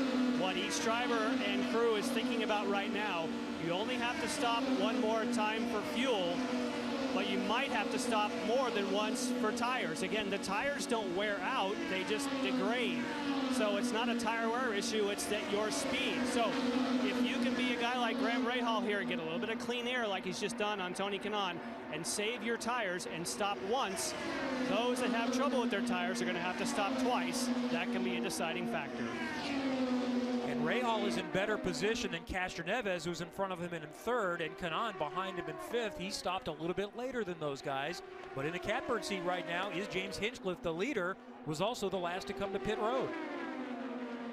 Watch James moving up on lapped cars. He's got Bourdais and his teammate Aloshin here, so not a good night for Aloshin. He ran so strong in Pocono and effectively was third starting here, but now getting lapped by his teammate. I thought Aloshin might be a little better tonight. He's been so impressive on ovals. He was so strong at Pocono. He's been good at Texas here before, too. This is a different kind of racetrack, though, than Pocono and Indianapolis because of the banking. These Texas corners much more designed for stock cars. Pocono originally an IndyCar track, and of course Indianapolis meant for IndyCars. So it's a different sort of driving style, requires different adjustments. There's Ed Carpenter, and you kind of look ahead as we zoom out to try to find James Hinchcliffe, and you got to do a lot of work because it's about a third of a lap ahead before you can find the leader up there. This is very reminiscent of the run that Joseph Newgarden had at Iowa. He was totally dominant, and you know, you got Newgarden there with you, Robin. Yeah, this is an anguished spectator right here because he had a car just that fast the last time we were here. Yeah, I mean, you know, if I'm not going to be in it, next best guy to win it for me is Ed Carpenter. So you can see we got fast race cars at ECR. Love to put a Fuzzy's car in victory lane, and I think he's really the only guy that can run Hinch down here if he gets the traffic working right. You know, if we got a yellow, it'd make things a lot more interesting, I think, for everyone. But I think Ed's the guy that can beat Hinch right now. He looks like he's probably the best for it. Make it on one more stop, maybe? Yeah, I think they're trying to. So it's been interesting the way the fuel's played out. A lot of people have stopped short. I think we might have enough to make it on one more. All right, we'll see you at Watkins Glen next week. Kevin? 8 cars remain on the lead lap, and what's interesting to me is that the 8th car, 8th position, as we watch Graham Rahal come up on Helio Castroneves, racing for 3rd position. Rahal on the outside is going to grab that position. But Pagenaud in 8th is the next to go a lap down, the championship leader. We'll see if Pagenaud can stay on that lead lap. You know, we've talked about fuel versus tires. One thing to remember, a lot of these guys were pulling on the tires with the fuel nozzle, so they don't have full tanks of fuel in the car. So fuel mileage is going to be important as we get down to the closing stages of this race. You saw how quickly Helio Castroneves was passed by Graham Rahal. He's been on the radio saying, I've developed a big understeer, a big push. So here was a car that he loved at the beginning of the race. Now the balance has changed, and he's got to hang on and try not to burn up these tires so he can come into the pits and get an adjustment, but do the same thing and stay in sequence. Oh, here he comes. He's going for it right now. As he comes to the pits, he's going to want to make a change. We're getting down towards the end of the race. We've only got 50, 60 more laps to go, so he's got to get that car fixed. But he's too far out of the window to make it home from here. Yeah, this will be another lightning fast stop by Penske. If they can nail the tires, they'll pull early on the fuel.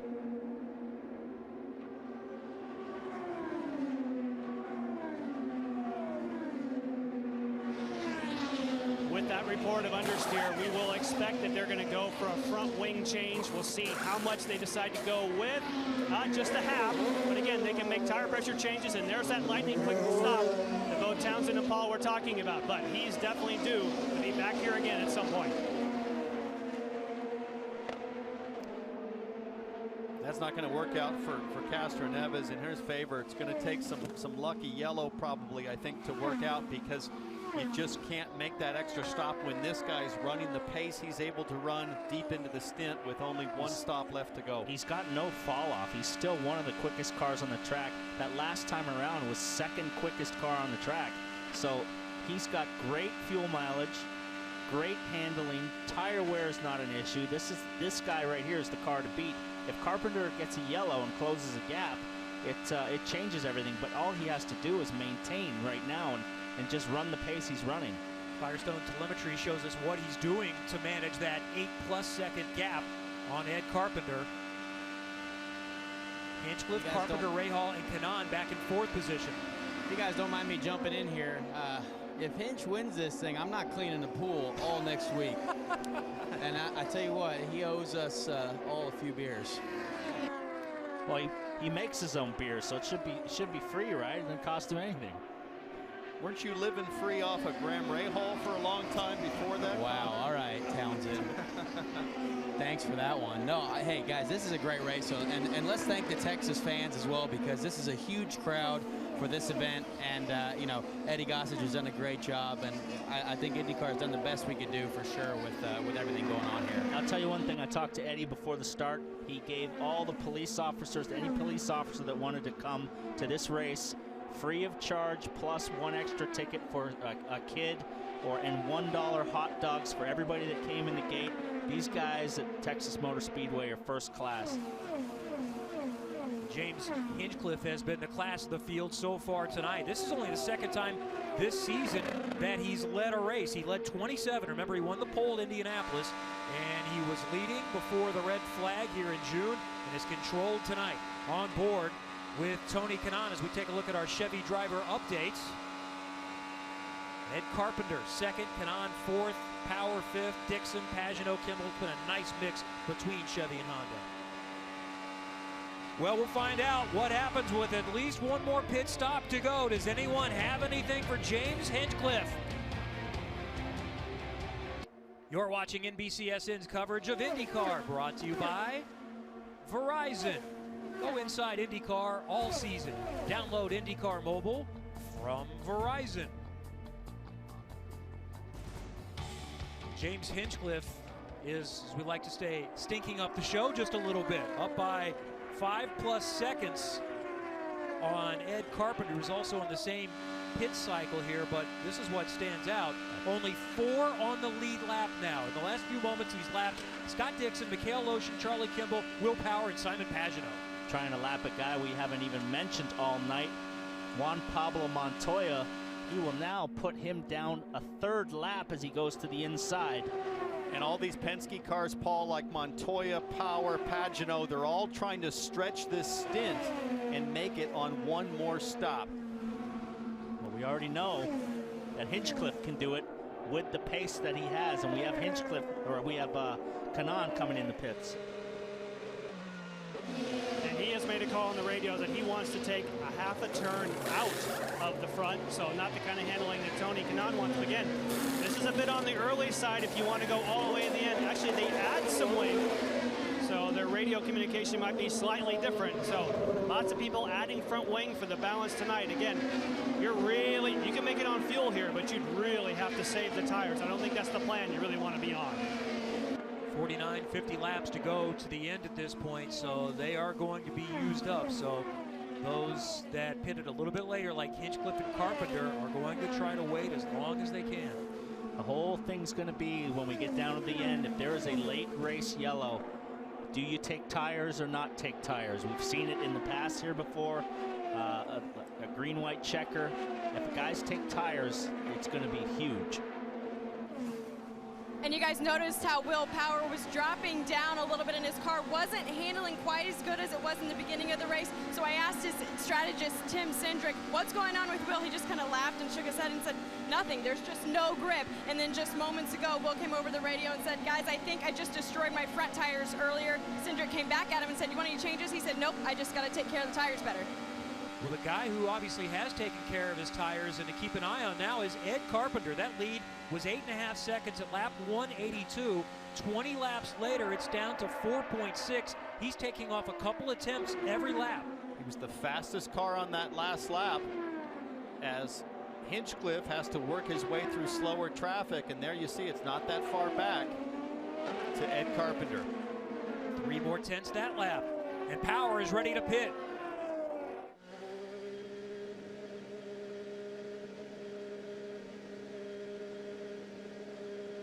And I updated you on Will Power's situation just moments ago as you see him pull into his pit box. Let's see if he has a good, clean stop with the crew guys of the number 12 Penske car there. And it looks like it is a good one for Will Power. He's got to wait, though. And we've seen that many times, nearly miss on pit road. That's a nice job, though, by the 12 team to wait. Yes, it cost them a couple of stops, but they're still racing. They release him. That is a bad situation. We have nearly another one there as Alotian's coming in as Rahal exits. The road is so dangerous. Exactly what happened with Will Power happened to Rahal on his way out. Alotian gets a clear exit out, goes through a few boxes, and Pagenaud is right behind him there. He's pulling out. And you can hear Simon Pagenaud burn out. They waited because they needed all the fuel this time. You'll see the same for Ed Carpenter. This time you can't do the lightning quick stop. You need all the fuel time to maintain, but this should get you home. Who can make the tires last? So now we wait to see when the leader, James Hinchcliffe, will come in for the final time. Easily within the final window on fuel. 43 to go. Remember last time the stint was 42, and it's a similar stint as he peels off, heading down pit road now. So with a 4-second gap on Ed Carpenter, roughly on track, he just needs a mistake-free, simple pit stop. They don't have to be heroes. Locks up the left front a little bit there, but easily down to pit speed, grabs a tear off, here he comes. And Townsend Hinch has been fairly quiet over the radio all day because he feels like his car is the best at the end of the stint, and that's what's going to count when the checkered flag flies, and it looks like it's a clean stop for the 5 team. So now we watch. Where does Ed Carpenter come out? Hinchcliffe now back on it. Hinchcliffe getting up to speed. We see Carpenter on the front straightaway. I think he's going to beat him as Hinch is getting up to speed. He's got a lapped car with Marco, but look, he's going to come out of turn 2, and he's about 2 seconds behind. Carpenter on the warmer tires. Hinchcliffe getting them up to temperature. If he's going to get them, it would have had to happen there. It only takes one corner for James Hinchcliffe to keep the hammer down. And now Hinchcliffe will be back up to speed, trying to settle back into the pace that got him to the front in the first place. But the lead is down to 2 seconds, so he's cut it in half again. So this one's not done yet. Meanwhile, this is what we just saw on pit road, and this is on board with Graham Rahal. We had accidents last week in Pocono with guys crossing over each other. As we see Graham comes in here, the front tire changer does the right thing and holds that car because they could have ran into each other very easily. Matt Johnson is the chief mechanic, the outside front tire changer for the Verizon 12 team. This is a problem for Hinch. He's got some lap cars. That car still bottoming like crazy. Question marks for Tech after the race, but look at how close Ed Carpenter is now. It's 1.2 seconds from 10 seconds at one point. There's been no yellows, and he has clawed that down with speed. You can see Scott Dixon in there, but Dixon is 1 lap down, and Scott Dixon will be hugely aggressive here to try to get himself back on the lead lap if at all possible. Ed will make short work of this Ganassi car that's in front of him, Chilton, and then it's clear sailing to close that gap, get fuel mileage, save some fuel, and he's clear. So now we have a race for the lead here. He's just got to close that gap. Now it's 1 second. So that pit stop cycle, Ed Carpenter made up 3 seconds on James Hinchcliffe. He was 2/10 faster that last lap. I'll tell you what, a guy who's fast right now is Dixon. Dixon looks really quick, but he's a lap down. He's going to probably go by here, but that's not what Ed Carpenter wants. He doesn't want to start racing with him and lose sight of James. Well, if Dixon's fast enough, he might actually help Ed tow up to Hinchcliffe, and maybe Dixon can get up there and cause a few headaches for Hinchcliffe. And they are super close coming off of turn 4. Scott Dixon wants that lead lap. Yeah, the more you do this, oh! Just like I said, the more you start fooling around and racing each other, that's what happens. Carpenter and Dixon touch. Dixon is into the wall, and there's that Castroneves that came by and just clipped him. I thought that might be Gabby Chavez that clipped Dixon. We'll have to see it again, but Scott Dixon, I'm going to say that there was a little bob and weave between those two guys. I'm sure Carpenter didn't appreciate how hard Dixon was racing him. I would say, I would question that whether that could have been Ed's fault, an avoidable contact penalty. Because they were on the straightaway, and it was like Ed moved over and they touched wheels. So that could be an avoidable contact. He's mad. I'd be mad too. And the frustration continues to mount for Scott Dixon. Well, we'll have to see this again. You're talking about a guy that's a lap down, trying to race second place, who's in contention for a win. And so many times on the tri-oval, because it's not a straightaway, you can see a difference of opinion on track position and who's right away. Well, we're going to have a race now if there's no penalties involved here for Ed. Well, here's the thing, Paul. You've got Castroneves, Kanaan, and Rahal, the only other cars on the lead lap. One of these guys is going to stop for tires, I would think, and see if they can be strong to the finish, because it'll take 5 laps to clean up this yellow. Yeah, it's going to take a little bit. If I was sitting anywhere behind those guys, I'd take tires. But look at this. Coming through the tri-oval. Just kind of moved over a little. Looked like Ed just kind of cut the lane. And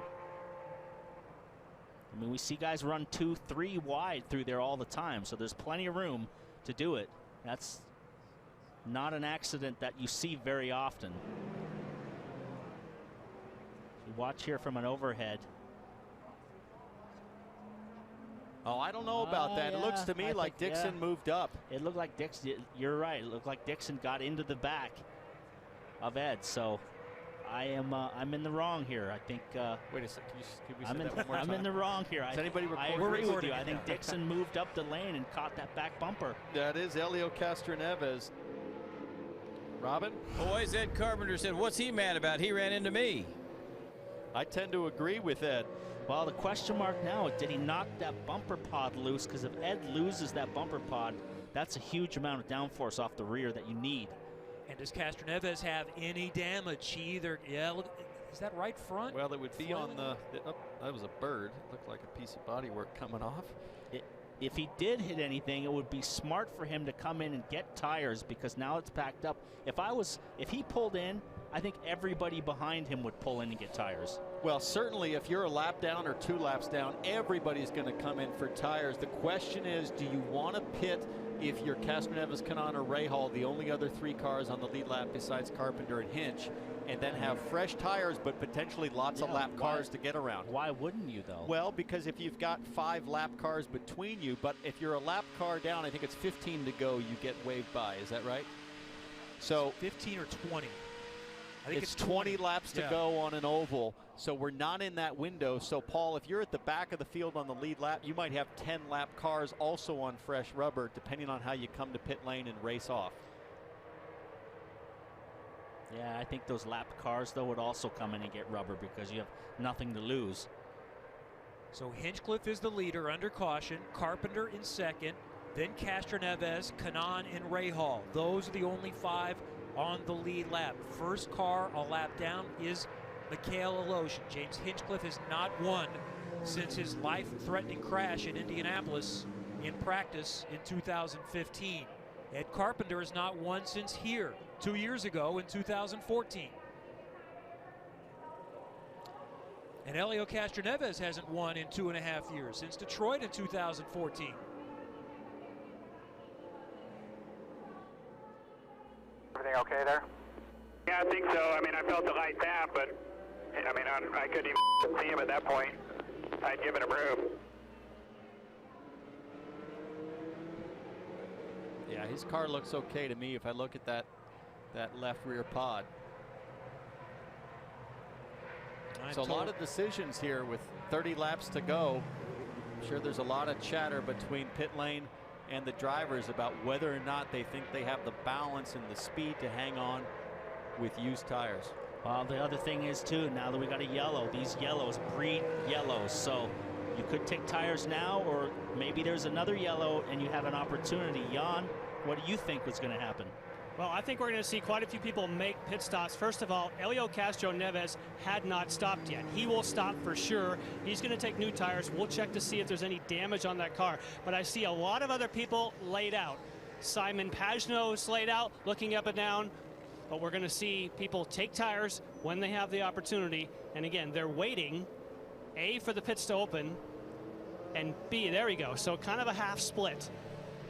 And the most important, I would say, from this group would be Castro-Neves, so that we can get a quick look at this car and see if there's any damage. They all filed their way in. And visibly, I don't see any damage. They're looking over carefully. That's a quick stop. Aloshin beats him out, but he gets his fresh tires along with Power, Andretti, Kimball, Munoz. Lots of people taking tires, including Kanaan and Rahal. Yeah. So that answers our question. Yeah, that stop by Castro-Neves, the guy missed the nut on the wheel, so he a little bit slower stop than his teammate, but just barely beat him out. Really quick stop by the Schmidt team. So now, because we're not 20 laps to go, those lap cars are going to hold position. So you're going to see Castro-Neves, Kanaan, and Rahal absolutely go on a big charge to try to get past lap traffic and get back to Carpenter and Hinchcliffe. But Townsend, look at this. All the lap cars are now going to pit because they're opening now the pits to lap cars, at least 3 or more. So that's going to take some out of the order and make that run a bit easier. You're right. That's what I said. Montoya back there on a Ray. I think that's Max Chilton way in the back on a Ray coming up in the yellow DHL car. That's exactly what I said was going to happen. Everybody's decided, hey, I want fresh tires. I'm sliding around. Let's get it home. And now, with Castro-Neves now back in 3rd place, effectively, he's only got a couple of lap cars to deal with. He's really in the driver's seat here with fresh tires. Well, the question is how many?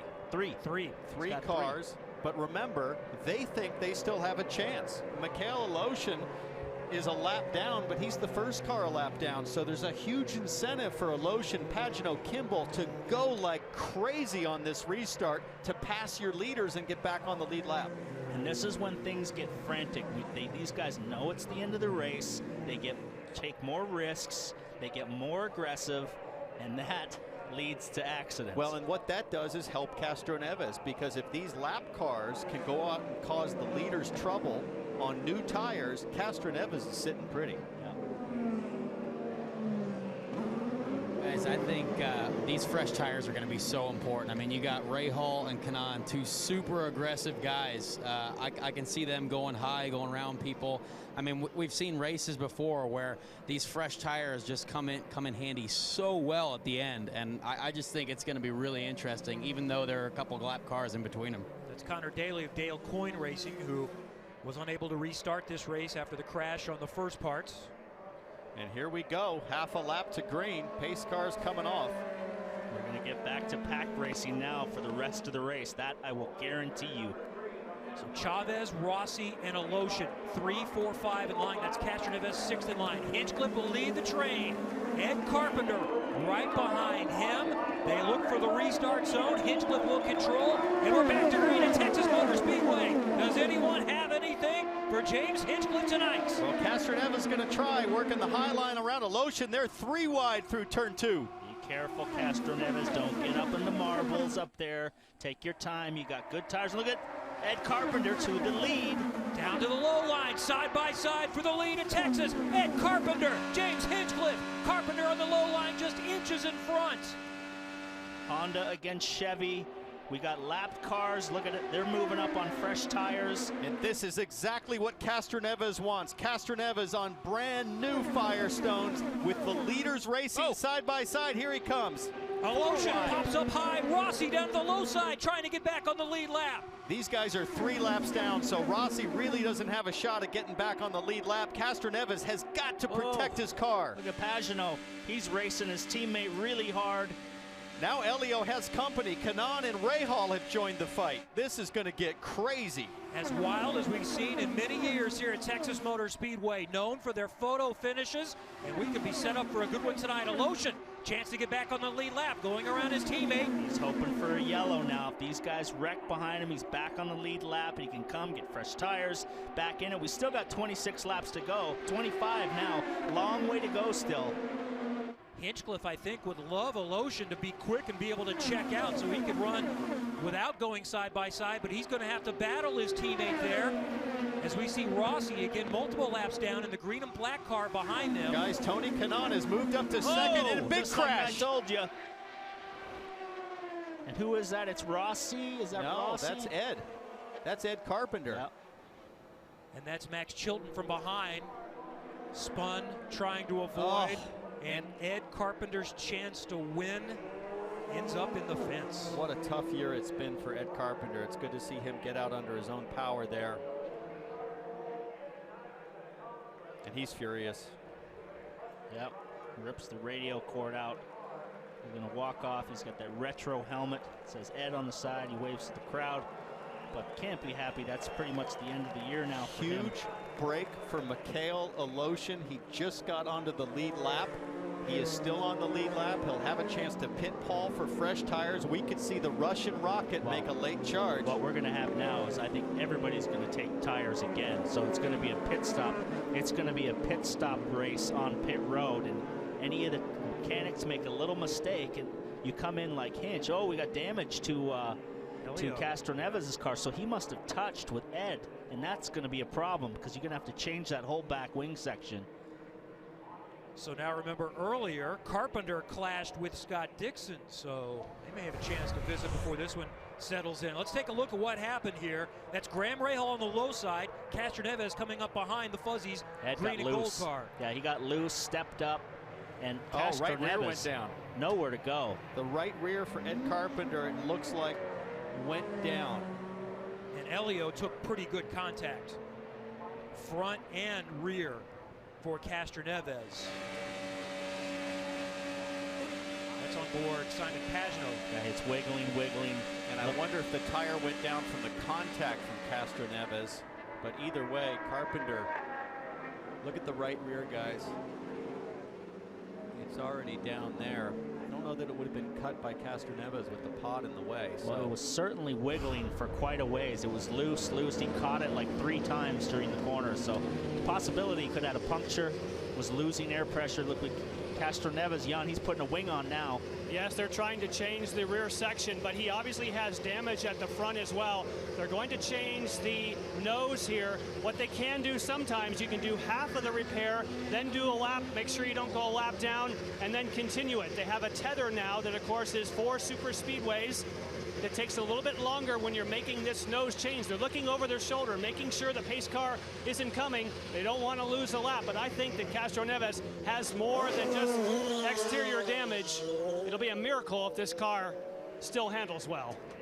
So one thing I'm realizing here, guys, upper right-hand screen, 22 laps to go. This will be 20 to go for Aloshin. That's good news.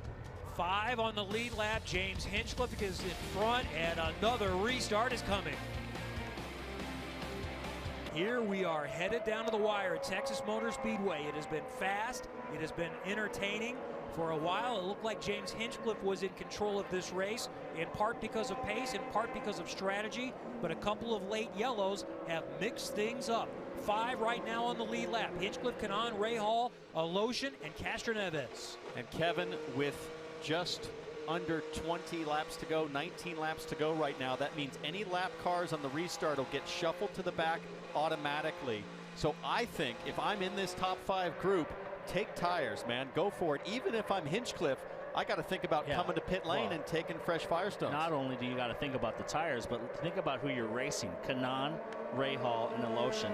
They are the three most aggressive guys in the series. So he's going to have his work cut out for him as we come back. I think, are we going back to green? It looks like it. I don't think any of these guys are going to stop. That's a surprise. And it's 15 to go before they move the lap car, so we're not quite to that threshold yet. So we've got some lappers in the middle. Back to green at Texas Motor Speedway. That's Alexander Rossi, multiple laps down, second in line. Hinchcliffe out front. Keep an eye on that blue car. That's Tony Kanaan. And then the championship leader, Simon Pagenaud, is in the mix, but he's also a lap down. Rossi getting racy. Kanaan gets a big draft on the high side. I think he's going to take this, and I don't know if Rossi needs to get in this mix. He's 3 laps down. They will not be happy. I expect race control to start asking him to move out of the way. Let them race. Look at Rahal on the high side. Look at these guys.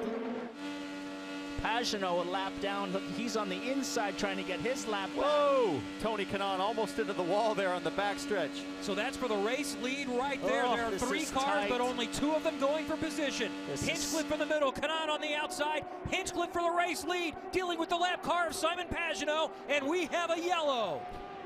Oh, Aloshin.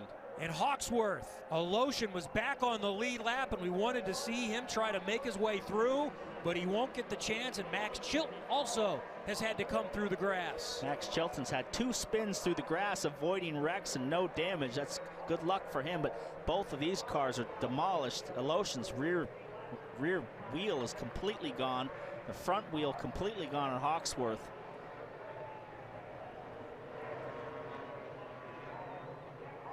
Miserable season for Jack Hawksworth continues. Void of results this year. We'll wait and see what happened out of this. And great to see Jack climbing out, and also Mikhail Aloshin looking good as he climbs out. Well, here we go, strategy time. Do you take tires or not tires? We've only got 4 cars now on the lead lap. Hawksworth is a little bit ginger with his knee, something going on. He was slow to get out of the car, so a hard hit on the front of the car with that Johnny Rutherford retro helmet. Let's try to figure out what happened here between Hawksworth and Aloshin. Aloshin again, chance at a top 5. You see him further back, red, white, and blue car on the high side.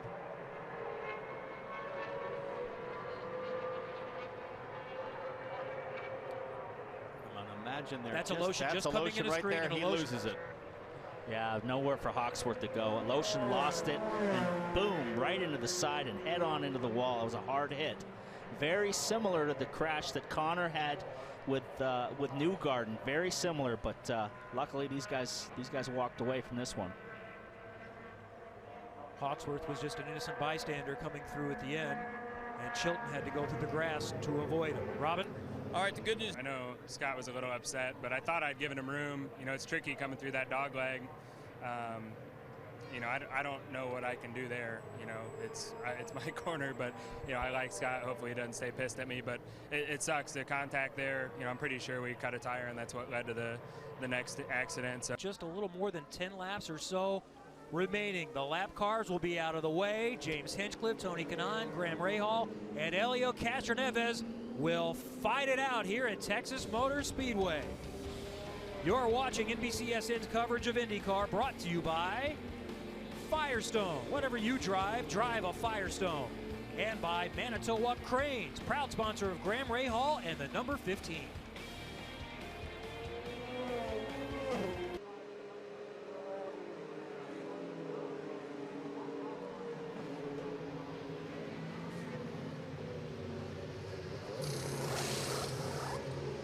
Back at Texas Motor Speedway, and a pit stop for new tires for Tony Kanaan. This could be the decision that wins him the race. There's only 4 cars on the lead lap. They will shuffle the lap cars out of the way.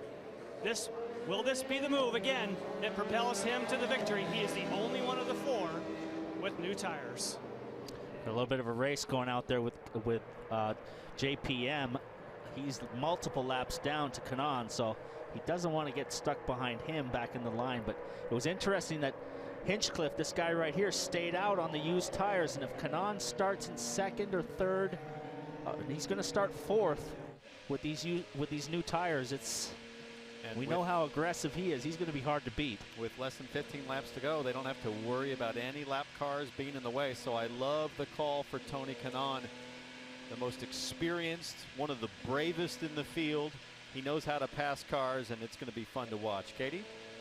Townsend, I just talked to Hinch's strategist, and I asked him why not bring him in. He says, we think we still have the car to win. Hinch told me earlier today that his car is the best at the end of the stint. So again, they are still confident that even with these older tires, they can beat out the rest of the field, but we'll see how it goes. They were laid out, but decided not to come.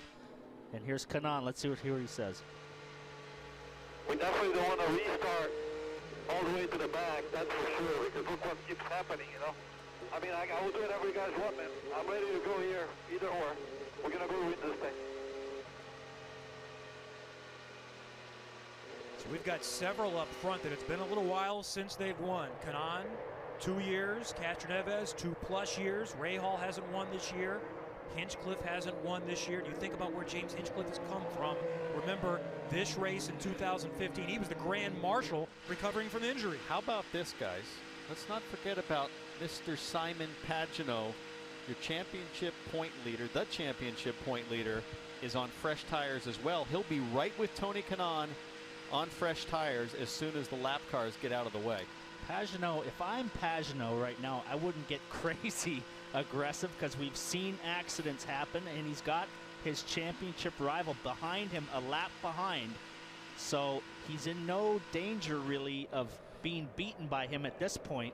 IndyCar sending all the lap cars through pit lane, which allows the lead lap cars to stay on the racetrack and shuffle to the front. So it's a battle of 5. Yeah, if I'm Pagenaud, I wouldn't get crazy here because he's got his teammate a lap behind. Here's the points as they run. Obviously, the focus between Pagenaud and Power, but Castroneves is not fully out of it with double points in the final race. He's going to need some major mishaps to befall both Pagenaud and Power to get back in, but he's still got a chance. But here the storyline is the race itself. Kanaan pulling up beside Castroneves to let him know, hey, I'm here. Castroneves' car is wounded. He will not try to battle Kanaan for position, so Kanaan's got to make a great restart here. You see him warming the tires up. Well, and Castroneves is really on fresh tires too, because he had to pit under the yellow, so I'm not sure that Castroneves has any damage based on all the work that Team Penske's done to get him fixed up, so he's going to be a competitor. Guys, this doesn't get any better. 10 laps to go at Texas.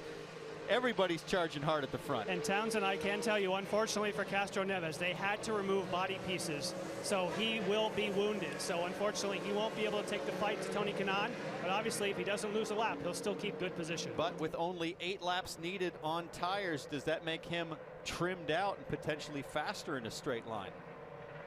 Graham's going to want to win here, guys. Remember, he was leading here a couple years ago when he just rushed the wall and Justin Wilson took the win. So I think Graham is going to be super hungry here on the outside with those fresher tires. Hinchcliffe, Rahal, Castroneves, Kanaan, Pagenaud. Those are the 5 on the lead lap. Tony hanging back a little bit. He wants to get a good restart, so he's going to try and jump this thing with Pagenaud right on his tail. Pace car is pulled off. Under 10 to go here at Texas Motor Speedway. Who's going to get it? Back up to speed. It's Hinchcliffe. He has the jump on Rahal.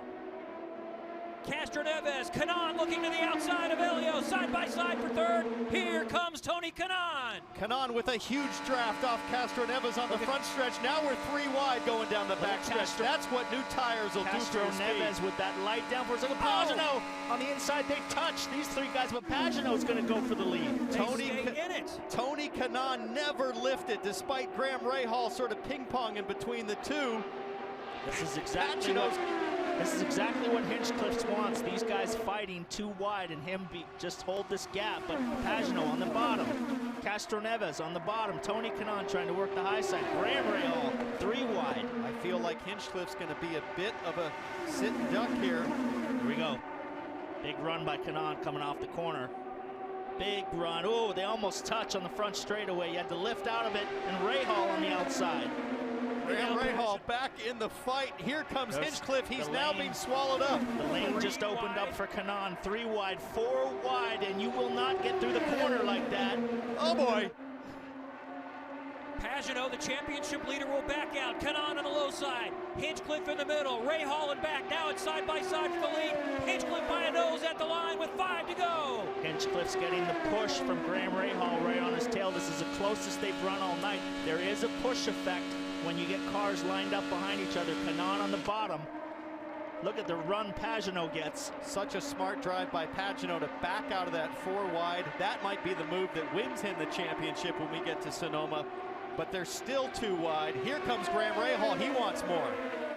3 wide, looking for the lead. Canan in the blue car on the bottom side. Hinchcliffe up top. Second row is Pagano and Rahal. Canan's ahead. On the bottom. Canan was slightly ahead there. He needs a little help of a push here from Pagano as they go two wide, 2 wide. This is very old style Texas racing here. It's going to be whoever can get by a nose. Canan is the leader by a nose there on that lap. 3 to go. Castroneves has lost momentum. He is a 2.5 seconds back, so it is a 4-car race. You got 3 guys. Whoa! In the warm-up. Graham Rahal all over the place. 3 guys that only care about a race win, and Simon Pagano trying to protect the points. Canan has a nose ahead through the corner. Hinchcliffe beats him to the line. Under 2 to go. The 3 up front haven't won all season. The championship leader is in 4th. Canan down to the low side. Hinchcliffe is way up high with Rahal pushing it. Rahal looks to the outside, and here comes Pagano again back into the mix. This is going to get really, really close. These guys are White almost flag. wrecking. Last lap. 1.5 miles to go. Hinchcliffe is still in front. Rahal behind him, edging just in front of Canan. Here's Pagano. Those 4 on the lead lap, racing for the win. Rahal down to the bottom. Rahal to the front around. Graham Rahal has taken the lead on the final lap. Can Hinchcliffe battle back? Canan still in the mix. Rahal and Hinchcliffe to the line. Graham Rahal has won at Texas Motor Speedway on the last lap pass of James Hinchcliffe. Graham Rahal started to celebrate, but Hinchcliffe was right there. 8 thousandths of a second. I felt like Graham had his hand up a little too early, but he just held on. What a finish. He did the perfect over-under. He worked the high side, and when the door opened up on the bottom, he cut to the bottom and sliced inside of Hinchcliffe and beat him by literally a hair, and that was it. That was old school Texas Motor Speedway racing tonight. The top 3 separated by less than 1/100th of a second. Graham Rahal just sliced them up like a what? Like a ninja. Like a ninja. That was awesome. And he called his shot. If you didn't join us before the race, we had the radio after the final practice. He said, "This is a rocket ship and we are going to the front."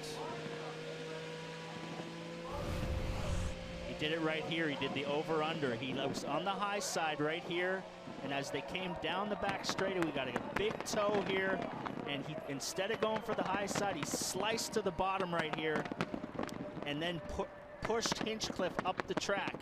And as they came off of turn 4, Hinchcliffe started to get the run again with the draft coming onto the straight, and he just moves him up the track. And he's already celebrating, but it's not over. Oh my. Look at how close that was. I told you, Graham, you put that hand up, you pick up about 5 pounds of drag. He almost lost that thing by celebrating too soon. Is he doing his own version of Usain Bolt? Wants to look over at the guy in the other lane? Well, I promise you there was a smile on his face just like Bolt. Let's have another look at how close this finish was. Here you go. Wow. That's close. .008. And it's got to be frustrating for Hinchcliffe to come that close after such an incredible car. Look, he just can't believe it. He said, how did we lose that one? James Hinchcliffe led 188 laps in this race, spanning over 2.5 months. Graham Rahal led how many? One. Well, he led for literally 100 yards. Yep. Oh, you feel for Hinchcliffe.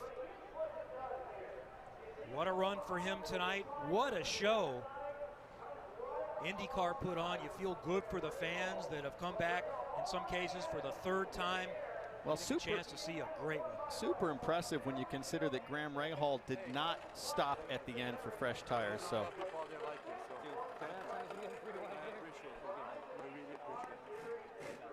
Great sportsmanship from Kanan.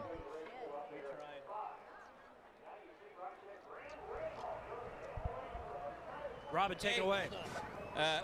If anybody did work today was on the long runs and you know, a bunch of three-ride racing, and you know, huge credit to TK and Graham. I mean, congrats to Graham. I mean, that was a great race, and you know, TK, one of the best guys to race with, and I just hate it, man. We let them all except the one that mattered, and it's tough to be this disappointed with our best finish of the season.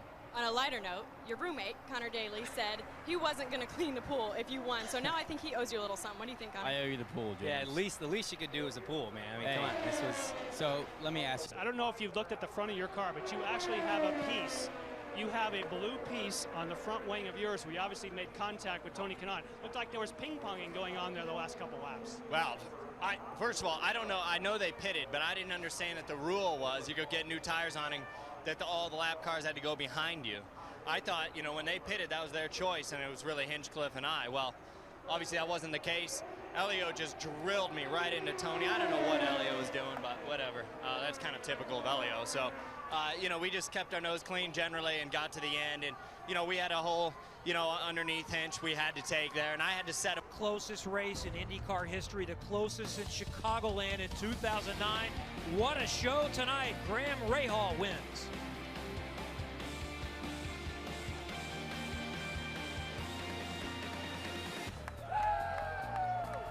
Graham Rahal moments ago climbing from his Rahal, Letterman, Lanigan Honda, celebrating in victory lane at Texas Motor Speedway in one of the closest finishes we've seen. Back down to pit road and Robin Miller. Okay, here's the 4 wide stuff. Now, what are you doing here? I'm trying to find a hole there. And sometimes, yeah, that was, oh yeah, I did that, yeah. Oh yeah, I did that. Yeah, that was fun. Okay, now you're knowing your situation. Here we go again. Yeah, oh, the 4 wide. So there, I'm like, I got the lead. This is great. And all of a sudden, my spotter, Mike Ford, said 4 wide. I'm like, oh, that's not good.